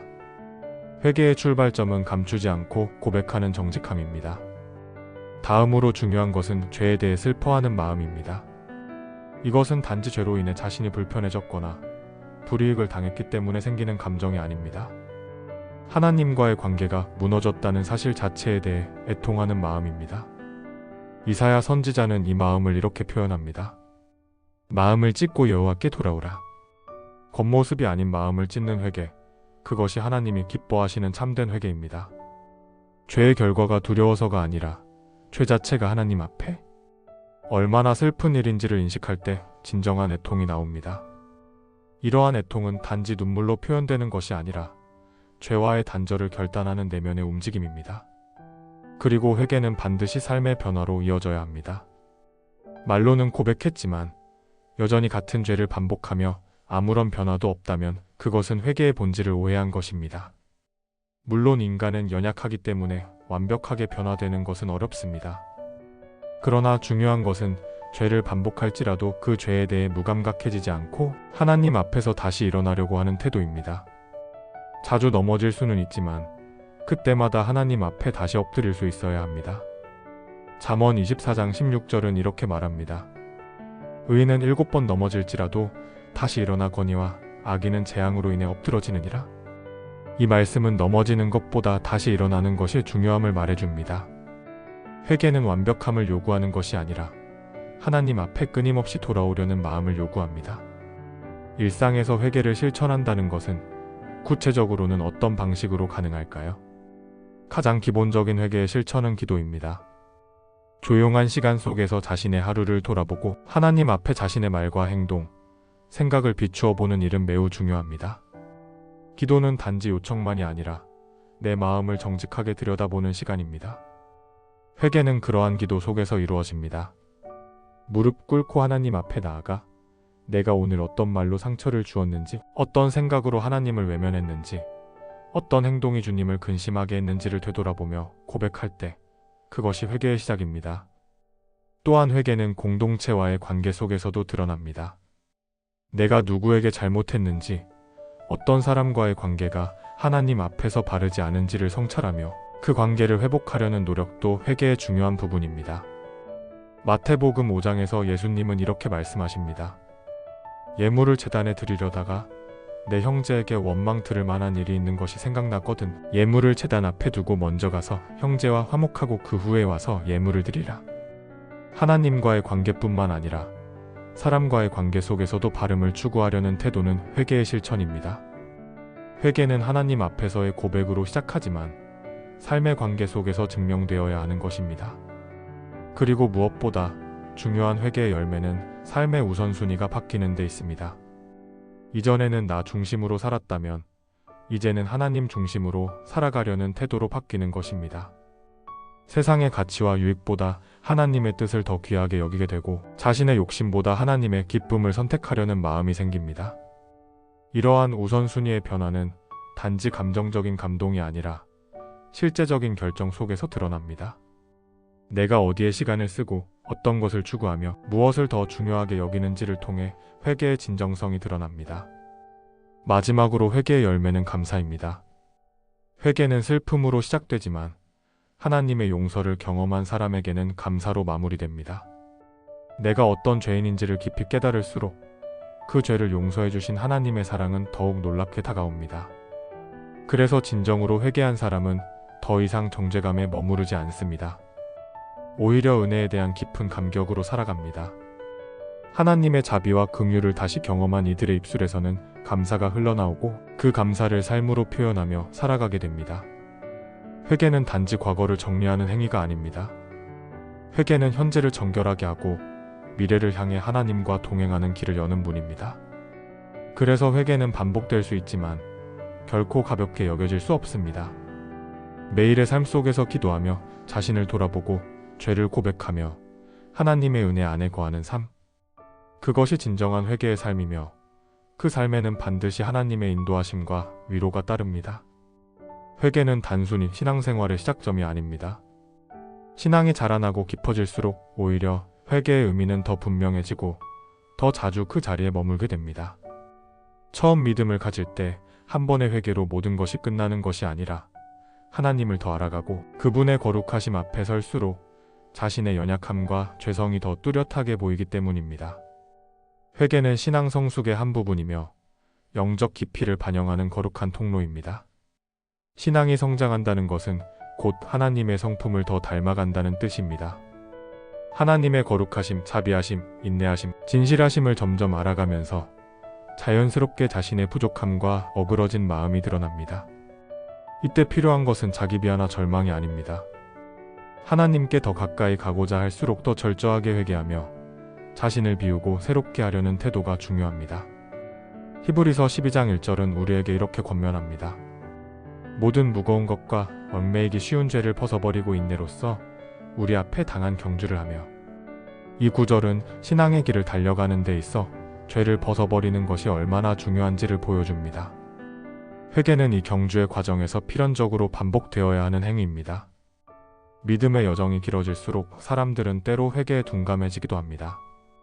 처음 신앙생활을 시작했을 때는 작은 말과 생각 하나에도 마음이 아파 금세 하나님 앞에 엎드렸지만 시간이 흐르고 익숙해질수록 자신이 무엇을 놓치고 있는지 모른 채 지나치는 경우가 많아집니다. 회개가 습관이 되지 못하면 신앙생활은 외형만 남고 중심은 무뎌질 수 있습니다. 신앙의 성숙은 감정의 뜨거움이 아니라 하나님 앞에 정직하게 서려는 태도에 달려 있습니다. 그렇기에 회개는 신앙생활의 중심을 지키는 중요한 열쇠입니다. 다윗은 성경 속에서 회개의 모범으로 자주 언급되는 인물입니다. 그는 죄를 짓기도 했고 그 죄의 결과로 고통을 경험하기도 했지만 하나님 앞에 철저히 엎드려 자신의 죄를 고백했습니다. 시편 51편은 바세바 사건 이후 그가 드린 회개의 시입니다. 하나님이여 주의 인자를 따라 내 죄를 지워주소서. 다윗의 회개는 단지 용서를 구하는 말이 아니라 하나님의 성품에 대한 신뢰와 자신의 전적인 의탁을 담고 있습니다. 신앙이 깊어질수록 이러한 회개의 태도가 더 분명해집니다. 자신을 미화하지 않고 있는 그대로 드러내며 하나님의 긍휼을 구하는 모습은 진정한 신앙인의 내면을 보여줍니다. 회개는 영적인 민감함을 회복시키는 과정이기도 합니다. 죄는 사람의 마음을 둔감하게 만듭니다. 반복된 죄는 처음에는 양심을 찌르지만 점점 무뎌지고 결국은 죄를 죄로 인식하지 못하게 만듭니다. 이는 매우 위험한 상태입니다. 하나님과의 관계에서 가장 중요한 것은 마음의 상태인데 회개하지 않는 마음은 서서히 하나님을 향한 감각을 잃게 됩니다. 에베소서 4장 18절은 그들의 총명이 어두워지고 그들 가운데 있는 무지함과 그들의 마음이 굳어짐으로 말미암아 하나님의 생명에서 떠나 있도다라고 말씀합니다. 마음이 굳어진 상태는 죄를 계속해서 받아들이고 결국 하나님과의 관계를 단절시키는 결과로 이어집니다.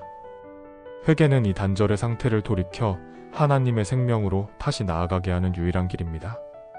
신앙 성숙의 길에서 회개는 자기 점검의 도구이기도 합니다.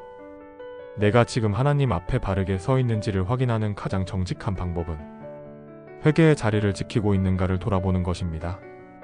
삶의 바쁨 속에서 혹은 형식적인 신앙에 젖어 하나님 앞에 자신을 비추는 시간이 점점 줄어든다면 신앙은 겉으로는 커 보일지 몰라도 속은 빈 껍데기가 될 수 있습니다. 회개는 날마다의 삶을 말씀과 기도로 점검하게 하며 내가 누구인지를 잊지 않게 합니다. 하나님의 자비 없이는 하루도 살아갈 수 없는 존재라는 인식을 지닌 사람만이 겸손하게 하나님 앞에 머물 수 있습니다. 이러한 회개의 자세는 결국 삶 전체를 바꾸는 열매를 맺습니다. 단지 죄를 고백하고 정리하는 것을 넘어 하나님이 기뻐하시는 삶을 살아가고자 하는 적극적인 순종으로 이어집니다. 회개는 수동적인 행위가 아니라 하나님의 뜻에 따라 능동적으로 살아가려는 자세로 나아가게 합니다. 하나님의 용서를 경험한 사람은 더 이상 그 은혜를 가볍게 여기지 않습니다. 오히려 그 사랑이 얼마나 값진 것인지를 알기에 죄에 대한 민감함을 유지하려 하고 그 은혜에 부끄럽지 않은 삶을 살기 위해 애를 씁니다. 이것이 회개를 통해 나타나는 신앙의 성숙입니다. 회개는 또한 하나님과의 친밀함을 회복시키는 통로입니다. 죄는 하나님과 사람 사이를 멀어지게 만들지만 회개는 그 거리를 좁히는 역할을 합니다. 탕자의 비유를 떠올려 보면 아버지를 떠나 자신의 뜻대로 살다가 모든 것을 잃고 돌아온 아들에게 아버지는 달려가서 안아주고 잔치를 베풉니다. 누가복음 15장 20절은 이렇게 기록합니다. 아직도 거리가 먼데 아버지가 그를 보고 측은히 여겨 달려가 목을 안고 입을 맞추니. 회개는 하나님께 달려오는 그 걸음이고 하나님은 그 걸음을 기다리며 달려오시는 분이십니다. 신앙의 여정에서 우리가 회개를 놓치지 말아야 할 이유는 그 회개를 통해서만 하나님과의 관계가 살아나고 그분의 품 안에 거할 수 있기 때문입니다. 때로는 회개가 어렵게 느껴질 수도 있습니다. 자신의 죄가 너무 무겁게 느껴지거나 반복되는 죄로 인해 실망스러울 때 우리는 주저하게 됩니다.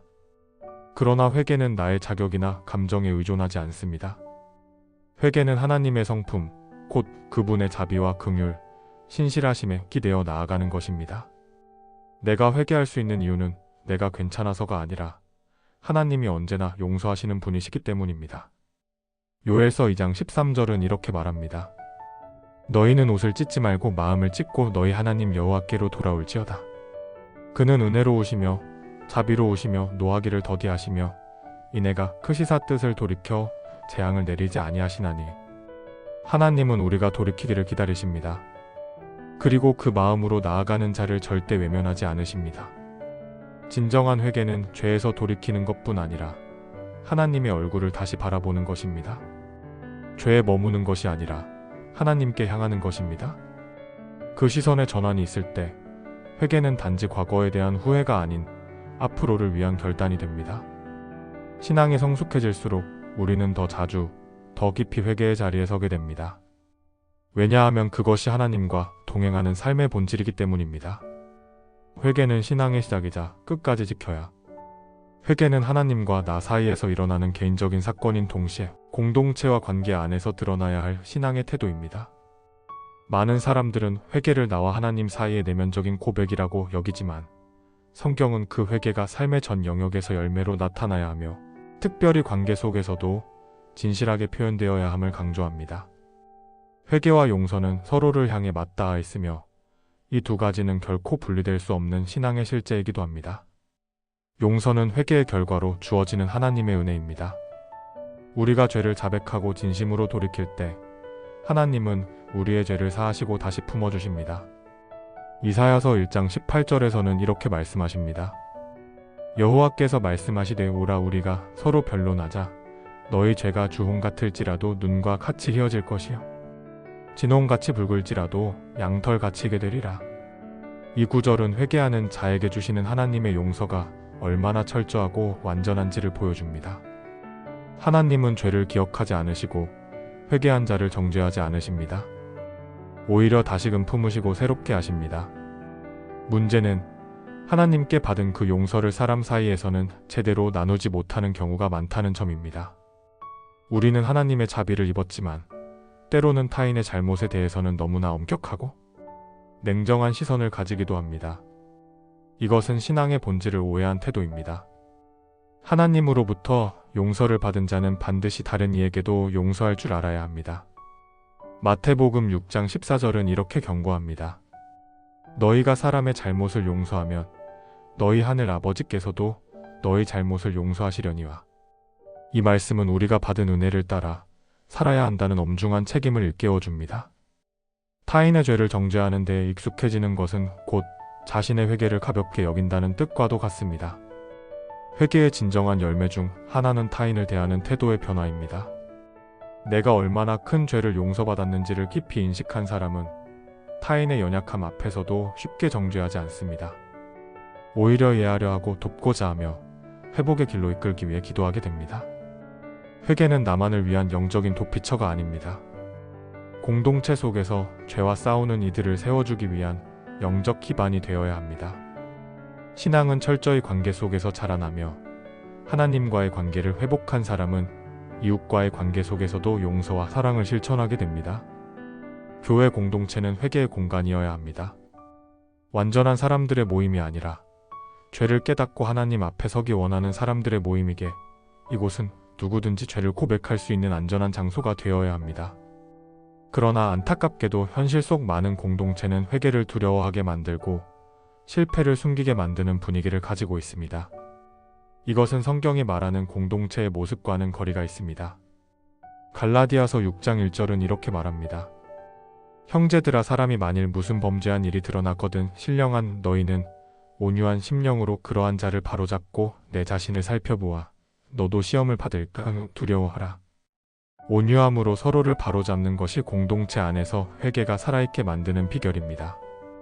공동체 안에서의 회개는 타인을 부끄럽게 하거나 무너뜨리는 것이 아니라 함께 하나님 앞에 나아가도록 격려하는 것입니다. 회개는 공개적으로 고백해야만 하는 의무가 아닙니다. 그러나 그 마음이 진실하다면 믿음 안에서 신뢰할 수 있는 사람에게 나의 죄와 연약함을 나누고 기도를 요청하는 것은 매우 귀한 일입니다.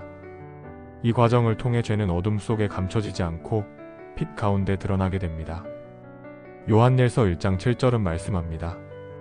그가 빛 가운데 계신 것 같이 우리도 빛 가운데 행하면 우리가 서로 사귐이 있고 그 아들 예수의 피가 우리를 모든 죄에서 깨끗하게 하실 것이요. 빛 가운데 행하는 삶은 죄를 숨기지 않고 공동체 안에서 신뢰와 회복으로 이어지는 관계를 이루는 데서 시작됩니다. 이와 같은 신앙 공동체를 이루기 위해서는 먼저 자신이 연약한 존재임을 인정할 수 있어야 합니다. 회개하지 못하는 가장 큰 이유는 자존심과 체면입니다. 자신의 잘못이 드러나는 것을 두려워하고 그로 인해 평가받을까봐 스스로를 방어합니다. 하지만 복음은 이미 우리 모두가 죄인임을 전제합니다. 하나님 앞에 자격 있는 자는 아무도 없고 오직 예수 그리스도의 보혈만이 우리를 의롭다 하실 수 있습니다. 따라서 공동체 안에서 죄의 고백은 부끄러움이 아니라 은혜를 향한 발걸음이며 치유를 시작하는 열쇠입니다. 이러한 관점에서 볼 때 회개는 단지 하나님 앞에서만 일어나는 개인적인 일이 아니라 교회라는 몸 안에서 함께 세워져야 할 문화입니다. 서로가 서로에게 안전한 존재가 되고 실수와 죄 앞에서도 정죄가 아닌 회복을 기대할 수 있는 환경을 만드는 것이 중요합니다. 그렇게 될 때 사람들은 하나님 앞에 더 솔직하게 설 수 있게 되고 공동체는 위선이 아니라 진실함으로 건강하게 세워져 갑니다. 이것이 복음이 공동체 안에서 힘있게 작동하는 방식입니다. 또한 회개는 관계의 회복을 동반해야 합니다. 하나님 앞에서의 회개가 이루어졌다면 사람과의 관계에서도 가능한 회복을 시도해야 합니다. 과거의 잘못으로 인해 상처를 입힌 관계가 있다면 용서를 구하고 화해를 추구하는 것이 마땅합니다. 이것이 진정한 회개의 열매입니다. 물론 모든 관계가 회복되는 것은 아닙니다. 상대의 반응에 따라 결과는 달라질 수 있습니다.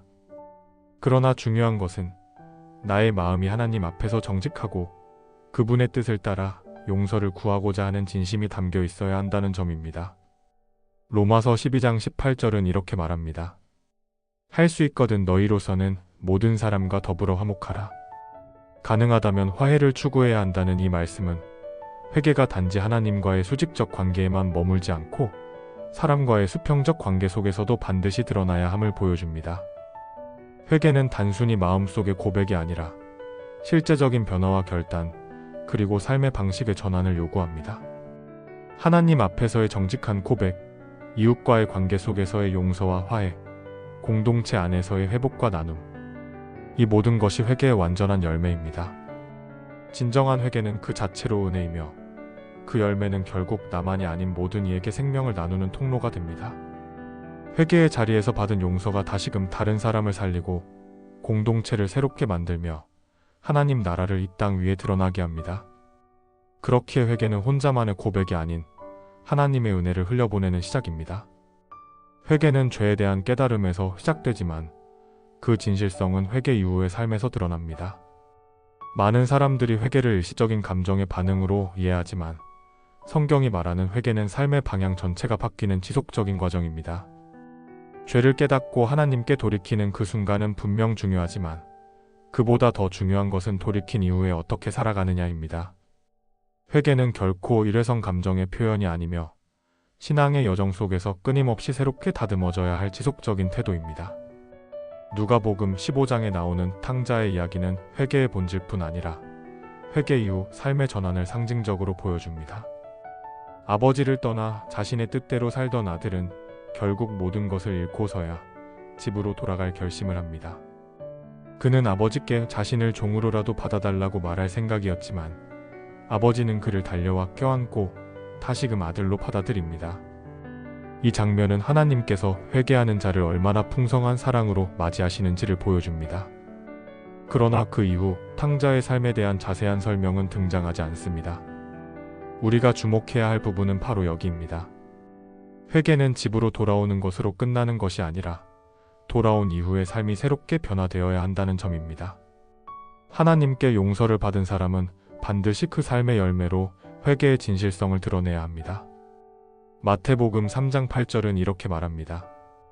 그러므로 회개에 합당한 열매를 맺고, 여기서 합당한 열매란 단지 도덕적인 삶을 의미하지 않습니다. 그것은 하나님의 뜻에 순종하고 이전의 삶과는 분명히 다른 방향으로 걸어가는 태도를 말합니다. 용서를 받았다는 사실에 안주하는 것이 아니라 용서를 받았기에 더 이상 그 죄로 되돌아가지 않으려는 마음가짐이 회개 이후 삶의 본질이어야 합니다. 그러나 회개 이후의 삶은 항상 순탄하지 않습니다. 많은 신앙인들이 동일한 죄로 반복해서 실족하고 같은 자리에서 다시 회개하며 자책하기도 합니다. 이러한 반복 속에서 자신을 정죄하거나 낙심하는 일이 생깁니다. 어떤 이들은 끊임없이 회개만 반복하는 자신의 모습에 진실한 변화가 없다고 느끼며 신앙에 대한 확신을 잃기도 합니다. 그러나 성경은 우리에게 반복되는 회개 속에서도 하나님의 인내와 신실하심을 상기시킵니다. 시편 86편 15절은 말합니다. 오직 주는 긍휼히 여기시며 은혜로우시며 노하기를 더디하시며 인자와 진리가 풍성하신 하나님이시니이다. 하나님은 우리가 다시 돌아오는 것을 결코 지치지 않으시며 그 인자하심으로 우리를 품어주십니다. 회개 이후의 삶을 지속하는 데 있어 중요한 것은 영적 분별입니다. 단순히 죄의 유혹을 참아내는 것이 아니라 그 유혹의 근원을 분별하고 미리 피할 수 있는 영적인 민감함을 기르는 것이 필요합니다. 죄는 항상 갑자기 찾아오는 것이 아니라 마음속의 작은 틈을 통해 들어옵니다. 회개한 사람은 자신의 연약함을 인정하고 다시 그 죄로 돌아가지 않기 위해 일상의 선택과 습관을 다르게 만들어야 합니다. 이는 말씀을 묵상하고 기도를 통해 하나님과의 교제를 유지하며 건강한 공동체 안에서 신앙의 지지를 받는 것으로 가능해집니다. 또한 회개 이후에는 영적 인내가 요구됩니다. 어떤 죄는 단번에 끊어낼 수 있지만 어떤 죄는 오랜 시간 동안 깊이 뿌리 내려져 있어서 반복적인 싸움이 필요합니다. 이때 인내하지 못하고 포기하거나 자신을 정죄하면 영혼은 더 깊은 어둠에 빠지게 됩니다. 하나님은 우리에게 완벽함을 요구하지 않으십니다. 오히려 그분은 우리가 다시 일어나기를 바라시며 끝까지 싸워나가기를 원하십니다. 야고보서 1장 4절은 말합니다. 인내를 온전히 이루라. 이는 너희로 온전하고 구비하여 조금도 부족함이 없게 하려 함이라. 회개는 단숨에 모든 것을 바꾸는 기적이 아니라 하나님과 함께 한 걸음씩 걸어가는 순종의 여정입니다. 회개 이후의 삶은 점점 하나님을 더 깊이 알아가는 과정이기도 합니다. 죄를 회개하고 돌아선 사람은 하나님이 얼마나 거룩하신 분이신지를 더 분명히 깨닫게 됩니다. 동시에 자신의 연약함을 더 분명히 마주하게 됩니다. 이 과정을 통해 우리는 하나님 앞에서 교만하지 않게 되고 겸손한 마음으로 매일의 삶을 살아가게 됩니다. 회개는 삶을 정결하게 만드는 것이 목적이 아니라 하나님과 더욱 친밀하게 연결되도록 돕는 통로입니다. 우리가 회개를 반복하면서도 계속해서 하나님께 나아갈 수 있는 이유는 하나님의 성품이 변하지 않기 때문입니다. 또한 회개 이후의 삶에는 반드시 감사가 동반되어야 합니다. 회개가 슬픔과 애통에서 시작되었다면 그 끝은 하나님의 용서에 대한 깊은 감격과 감사로 채워져야 합니다. 자신이 얼마나 큰 은혜를 입었는지를 아는 사람은 더 이상 그 은혜를 당연하게 여기지 않습니다. 감사하는 마음은 죄로부터 멀어지게 하고 은혜 안에 머물게 합니다. 그것은 억지로 도덕적으로 살아가려는 의지가 아니라 하나님께 받은 사랑을 잊지 않기 때문에 자연스럽게 나타나는 열매입니다. 이사야서 12장 1절은 이렇게 고백합니다. 그날에 내가 말하기를 여호와여 주께서 나에게 노하셨으나 주의 진노가 돌아섰고 또 주께서 나를 위로하셨나이다 할 것이니 진정한 회개는 결국 위로로 이어지고 그 위로는 감사로 표현됩니다. 지속적인 회개의 삶은 결국 사람의 내면을 변화시킵니다. 이전에는 죄를 좋아하던 마음이 점점 죄를 싫어하게 되고 하나님의 뜻에 민감해지며 작은 유혹에도 조심스럽게 반응하는 영적인 태도가 생겨납니다. 이러한 변화는 외적인 성공이나 업적보다 훨씬 더 깊은 영적 성숙의 열매입니다. 사람은 보이지 않는 중심을 보고 판단할 수 없지만 하나님은 우리의 마음을 보시며 그 안에서 진정한 회개의 흔적을 기뻐하십니다. 회개는 시작도 중요하지만 그 이후의 삶이 더 중요합니다.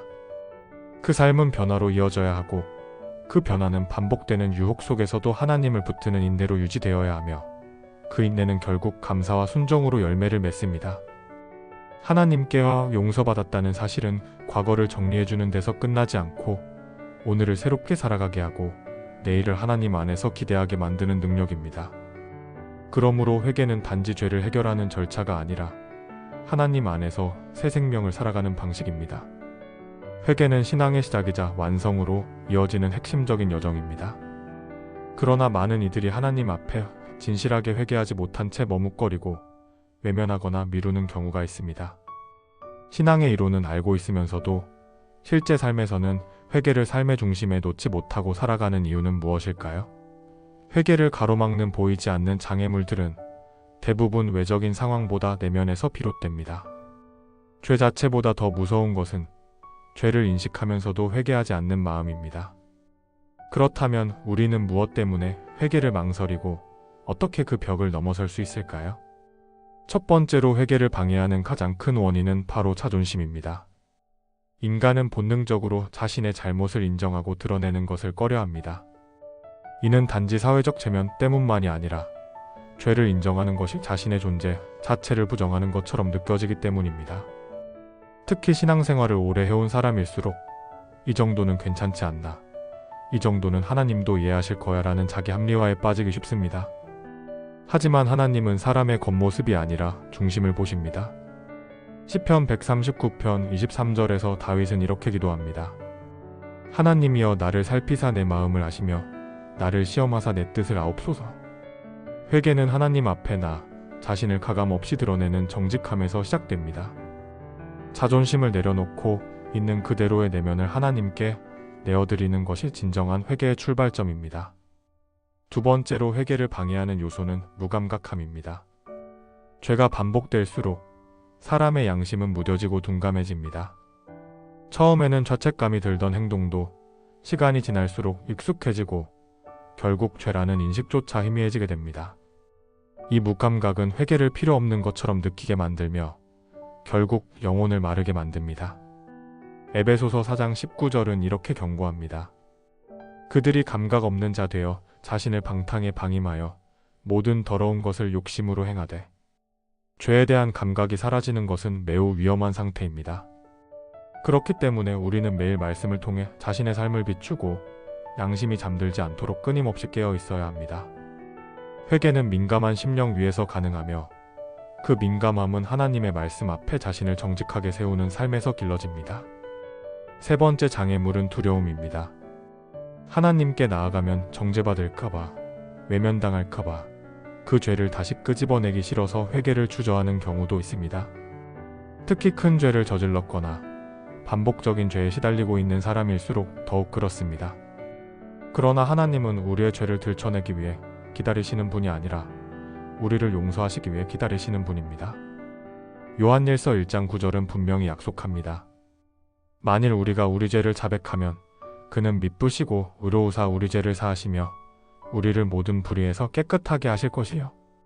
하나님의 용서는 조건적인 것이 아니라 자백하는 자에게 반드시 주어지는 확실한 약속입니다. 두려움은 사탄이 우리를 회개하지 못하게 만들기 위해 사용하는 무기이며 우리는 그 두려움을 믿음으로 이겨내야 합니다. 네 번째로 회개를 가로막는 것은 비교의식입니다. 다른 사람들에 비해 나는 괜찮은 편이라는 생각, 다른 이들도 다 그렇게 사니 나만 유별날 필요는 없다는 태도는 회개의 문을 닫아버립니다. 그러나 회개는 타인과의 비교 속에서가 아니라 하나님 앞에서의 절대적인 기준 속에서 이루어져야 합니다. 우리는 사람들과 비교하여 조금 더 도덕적으로 보일 수는 있지만 하나님 앞에서는 모두 죄인입니다. 로마서 3장 10절은 이렇게 말합니다. 의인은 없나니 하나도 없으며.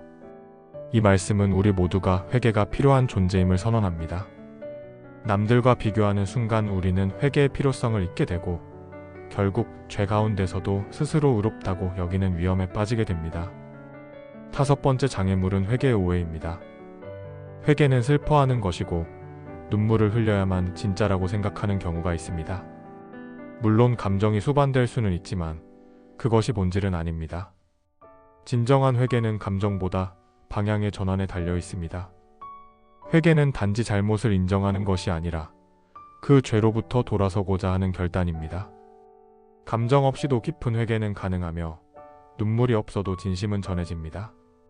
하나님은 우리의 겉모습이 아니라 마음의 중심을 보십니다. 그러므로 회개를 감정적인 체험으로만 이해하지 않고 하나님 앞에서의 삶의 방향을 다시 정립하는 행위로 받아들이는 것이 중요합니다. 이러한 회개의 장애물들을 뛰어넘기 위해서는 먼저 회개가 하나님께로 더 가까이 가는 길이라는 사실을 분명히 인식해야 합니다. 회개는 죄에 눌리는 것이 아니라 죄에서 벗어나 자유를 누리는 은혜의 문입니다. 회개를 두려움이 아닌 기쁨으로 받아들이는 태도는 신앙의 건강함을 반영합니다. 하나님은 회개하는 자를 기다리실 뿐 아니라 기뻐하십니다. 누가복음 15장 10절은 말씀합니다. 이와 같이 죄인 한 사람이 회개하면 하나님의 사자들 앞에 기쁨이 되느니라. 회개는 하늘의 기쁨이요 하나님의 응답이며 우리를 향한 그분의 사랑이 구체적으로 드러나는 순간입니다. 또한 회개를 습관화하는 영적 훈련이 필요합니다. 매일 말씀을 묵상하며 자신의 삶을 돌아보는 시간, 하루를 마감하며 하나님 앞에 자신을 비추어 보는 기도, 삶 속에서 말씀과 멀어졌던 순간을 되짚어보는 묵상의 시간을 통해 회개는 자연스럽게 삶의 일부가 됩니다. 특정한 죄가 떠오르지 않더라도 마음을 점검하고 하나님과의 거리감을 느끼며 그분의 뜻에서 벗어났던 마음의 방향을 돌이키는 행위가 바로 회개의 실천입니다. 이렇게 매일의 회개는 마음을 깨끗하게 하고 하나님의 인도하심을 더 선명하게 느끼게 해줍니다.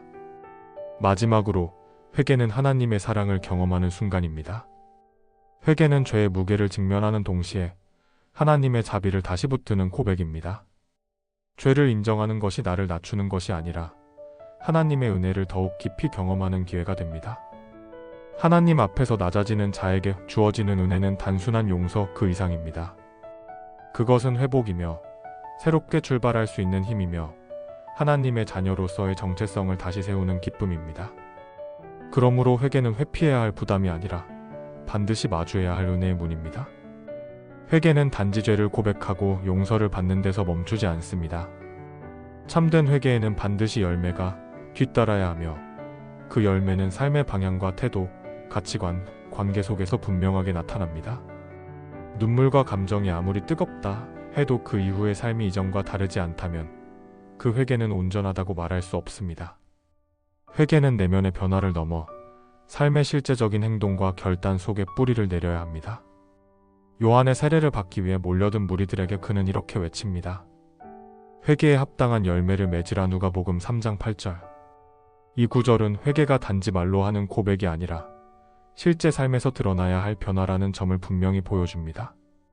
당시 사람들은 종교적인 열심이나 형식적인 제사로 하나님과의 관계가 회복되었다고 여겼지만 요한은 그들의 삶 자체가 달라져야 한다고 경고합니다. 이 말씀은 오늘을 사는 신앙인들에게도 그대로 적용됩니다. 진정한 회개는 예배당 안에서 드리는 고백이 아니라 일상의 자리에서 그 열매로 증명되어야 합니다. 회개의 열매는 가장 먼저 삶의 태도에서 드러납니다. 이전에는 자신을 중심에 두고 생각하고 행동했다면 회개한 이후에는 하나님을 중심에 두고 살아가게 됩니다. 말과 행동, 시간 사용과 우선순위, 인간관계와 소비 습관까지 모든 삶의 기준이 점차 하나님께로 향하게 됩니다.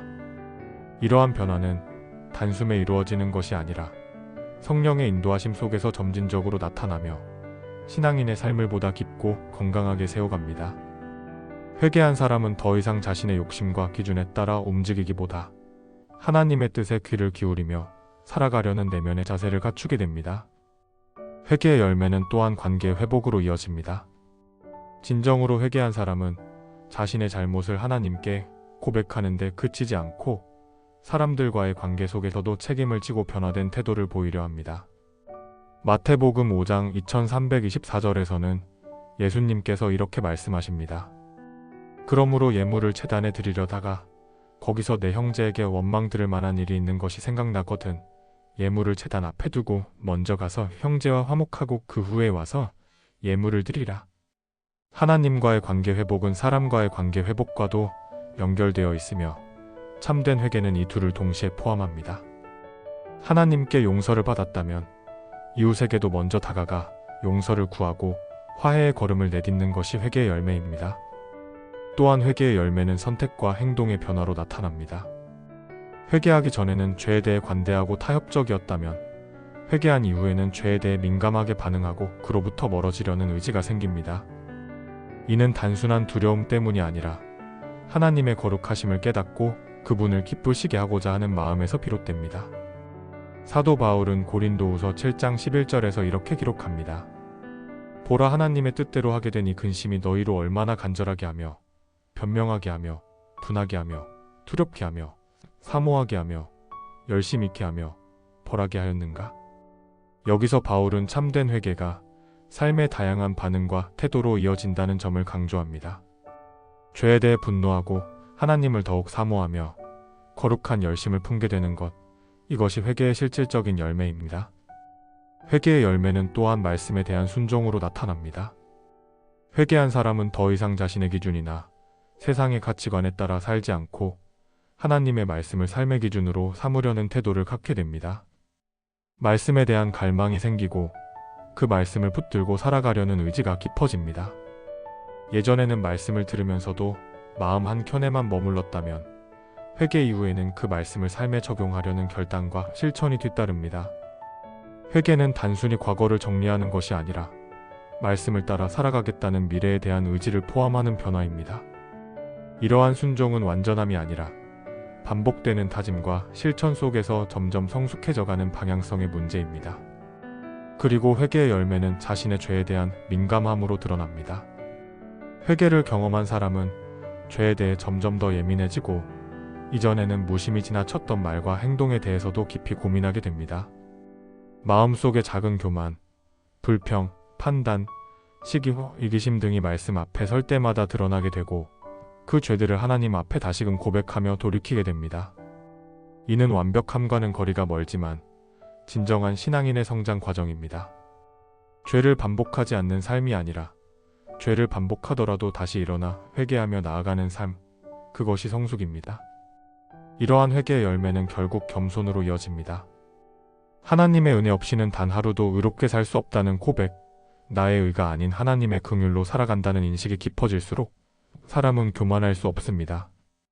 누군가의 실수와 연약함 앞에서도 쉽게 정죄하지 않고 오히려 함께 기도해주고 기다려줄 수 있는 태도가 생깁니다. 나 자신도 용서받은 자임을 잊지 않기 때문에 다른 이에게도 그 같은 은혜가 흘러가길 바라는 마음이 생깁니다. 회개는 개인의 변화에만 머물지 않고 공동체를 변화시키는 씨앗이 됩니다. 회개의 열매는 하루아침에 드러나는 것이 아닙니다. 반복되는 유혹 속에서도 다시 하나님 앞에 서려는 몸부림, 말씀을 따라 살고자 하는 작은 결단들, 사람들과의 관계 안에서 책임있게 행동하려는 성숙함, 모두가 회개가 만들어내는 실제적인 변화입니다. 이 변화는 하나님께서 기뻐하시고 또 성령께서 도우시는 은혜의 과정 속에서 이루어집니다. 우리가 해야 할 일은 그 과정에 충실하게 머무는 것이며 회개의 열매를 가볍게 여기지 않는 것입니다. 참된 회개는 단순한 감정이 아니라 삶을 바꾸는 능력입니다. 그리고 그 능력은 죄에서 벗어날 뿐 아니라 하나님과 동행하며 거룩을 향해 나아가는 길을 열어줍니다. 회개한 사람의 삶은 이전과 같을 수 없습니다. 외적인 조건이 달라지지 않더라도 그 안에 흐르는 중심은 분명히 달라져야 합니다. 하나님께 돌아온 마음은 반드시 그 방향을 따라 열매를 맺게 됩니다. 그리고 그 열매는 하나님께 영광이 되고 사람들에게는 복음의 증거가 됩니다. 회개는 죄를 고백하고 용서를 받는 것으로 끝나지 않습니다. 오히려 그 순간부터 진정한 신앙의 여정이 시작됩니다. 회개는 단지 과거의 잘못을 정리하는 행위가 아니라 하나님과 함께 새로운 길을 걷기 위한 마음의 준비이며 삶 전체의 방향을 바꾸는 출발점입니다. 죄로부터 돌이키는 것은 단순한 후회가 아니라 하나님을 향한 새로운 순종의 걸음으로 이어져야 합니다. 많은 이들이 회개를 일종의 영적인 정화 작업처럼 여기기도 합니다. 죄를 씻고 마음을 깨끗이 한 후 다시 죄를 짓지 않으려는 노력에 집중합니다. 물론 이러한 노력은 중요하지만 그것만으로는 충분하지 않습니다. 회개의 진정한 목적은 단지 죄를 끊는 데 있는 것이 아니라 하나님과의 관계를 다시 세우고 그분의 뜻 안에서 살아가는 데 있습니다. 그러므로 회개는 돌아서기만이 아니라 새롭게 걷기까지 포함하는 전인적인 변화입니다. 하나님께서는 회개한 자에게 단지 죄의 사면만을 주시는 것이 아니라 새로운 사명과 삶의 목적도 주십니다. 누가복음 5장 32절에서 예수님은 이렇게 말씀하십니다. 내가 의인을 부르러 온 것이 아니요 죄인을 불러 회개시키러 왔노라. 이 말씀은 예수님이 회개를 통해 사람을 단순히 정결하게 만드는 것이 아니라 그들을 부르시고 세우신다는 의미를 담고 있습니다. 죄인이라는 정체성에서 하나님의 자녀로 회복되는 것, 그것이 회개의 열매이자 하나님께서 주시는 은혜입니다. 회개 이후의 삶은 다시는 죄를 짓지 않는 완벽한 삶이 아닙니다. 여전히 연약하고 넘어질 수 있지만 중요한 것은 넘어졌을 때 그 즉시 하나님께로 돌아가는 태도입니다. 회개한 사람은 죄에 안주하지 않으며 반복되는 유혹 속에서도 다시 하나님을 바라보며 살아갑니다. 이는 하나님과의 관계가 단절된 것이 아니라 지속적인 회복과 성장의 과정을 거치고 있음을 보여주는 신앙의 여정입니다. 잠언 24장 16절은 이렇게 말합니다. 대저 의인은 7번 넘어질지라도 다시 일어나려니와. 넘어질 수 있지만 다시 일어나는 사람, 그것이 진정으로 회개한 사람의 모습입니다. 회개한 삶은 곧 변화된 삶입니다. 마음의 중심이 바뀌면 삶의 방식도 달라지게 됩니다. 회개한 사람은 자신의 삶을 더 이상 자기중심적으로 해석하지 않고 하나님의 뜻과 관점에서 바라보게 됩니다. 과거에는 스스로의 이익과 명예를 위해 살았다면 이제는 하나님의 영광과 이웃을 위한 삶을 살고자 합니다. 이러한 변화는 단숨에 이루어지지 않지만 분명히 나타납니다. 매일의 삶 속에서 말씀을 묵상하며 하나님의 음성에 귀를 기울이고 기도를 통해 그분과 깊은 교제를 나누는 시간이 늘어날수록 삶의 태도와 결심은 달라지게 됩니다. 회개한 이후에는 사명에 대한 자각도 생깁니다. 단지 죄에서 벗어나는 것만이 아니라 하나님께서 나를 통해 이루고자 하시는 일을 깨닫게 되는 것입니다. 과거의 실패와 연약함조차도 하나님의 뜻 안에서는 사용될 수 있으며 회개의 경험은 누군가를 세우는 귀한 도구로 변화됩니다. 디모데전서 1장 15절에서 사도 바울은 고백합니다. 죄인 중에 내가 괴순이라. 그는 자신의 과거를 부끄러워하지 않았습니다. 오히려 그 과거가 하나님의 은혜를 증거하는 통로가 되었기에 감사했습니다. 회개한 사람은 더 이상 과거에 묵혀있지 않습니다. 오히려 그 과거로 인해 하나님의 은혜를 더 깊이 증언할 수 있는 사람이 됩니다. 회개는 우리를 새롭게 합니다. 죄에 묻게 짓눌린 삶에서 자유하게 하고 억눌린 마음에 평안을 주며 끊어졌던 관계를 회복시키는 은혜를 누리게 합니다. 하나님께 돌아간 마음은 평안을 얻고 죄책감 대신 담대한 믿음을 갖게 되며 무너졌던 내면이 다시 살아나는 놀라운 회복을 경험하게 됩니다. 하나님은 회개하는 자를 정죄하지 않으시며 오히려 안아주시고 입을 맞추며 환영하십니다. 누가복음 15장의 아버지는 멀리서 돌아오는 아들을 보자마자 달려나가 껴안고 말합니다. 이내 아들은 죽었다가 다시 살아났으며 내가 잃었다가 다시 얻었노라. 이것이 회개한 사람을 향한 하나님의 마음입니다. 이제 우리에게 남은 질문은 하나입니다. 나는 지금도 회개의 삶을 살아가고 있는가? 신앙생활이 오래되었고 말씀을 많이 알고 있다 하더라도 회개의 자리를 잇는 순간 우리는 영적인 무감각에 빠질 수 있습니다. 회개는 신앙의 시작이자 유지며 성숙으로 가는 길입니다. 한 번의 회개로 끝나는 것이 아니라 매일매일 자신을 돌아보고 하나님 앞에서 겸손하게 서며 그분의 뜻에 자신을 맞추려는 꾸준한 결단이 필요합니다. 회개는 우리가 실패했기 때문에 필요한 것이 아니라 하나님과 함께 새롭게 살아가기 위해 반드시 필요한 것입니다. 회개는 부끄러움의 표현이 아니라 믿음의 고백이며 절망이 아니라 소망의 문입니다. 하나님은 우리에게 다시 시작할 수 있는 은혜를 주셨고 우리는 그 은혜 안에서 날마다 새로워질 수 있습니다. 오늘도 하나님은 우리를 기다리십니다. 완전한 사람으로서가 아니라 다시 돌아올 자녀로서 부르십니다. 그분 앞에 나아가 하나님, 제가 잘못했습니다 라고 고백할 수 있는 용기, 그 고백이야말로 하나님과의 관계를 회복시키고 참된 기쁨을 누리는 길입니다. 회개는 끝이 아니라 은혜의 시작입니다. 그리고 그 시작은 우리를 날마다 하나님과 함께 걷게 합니다.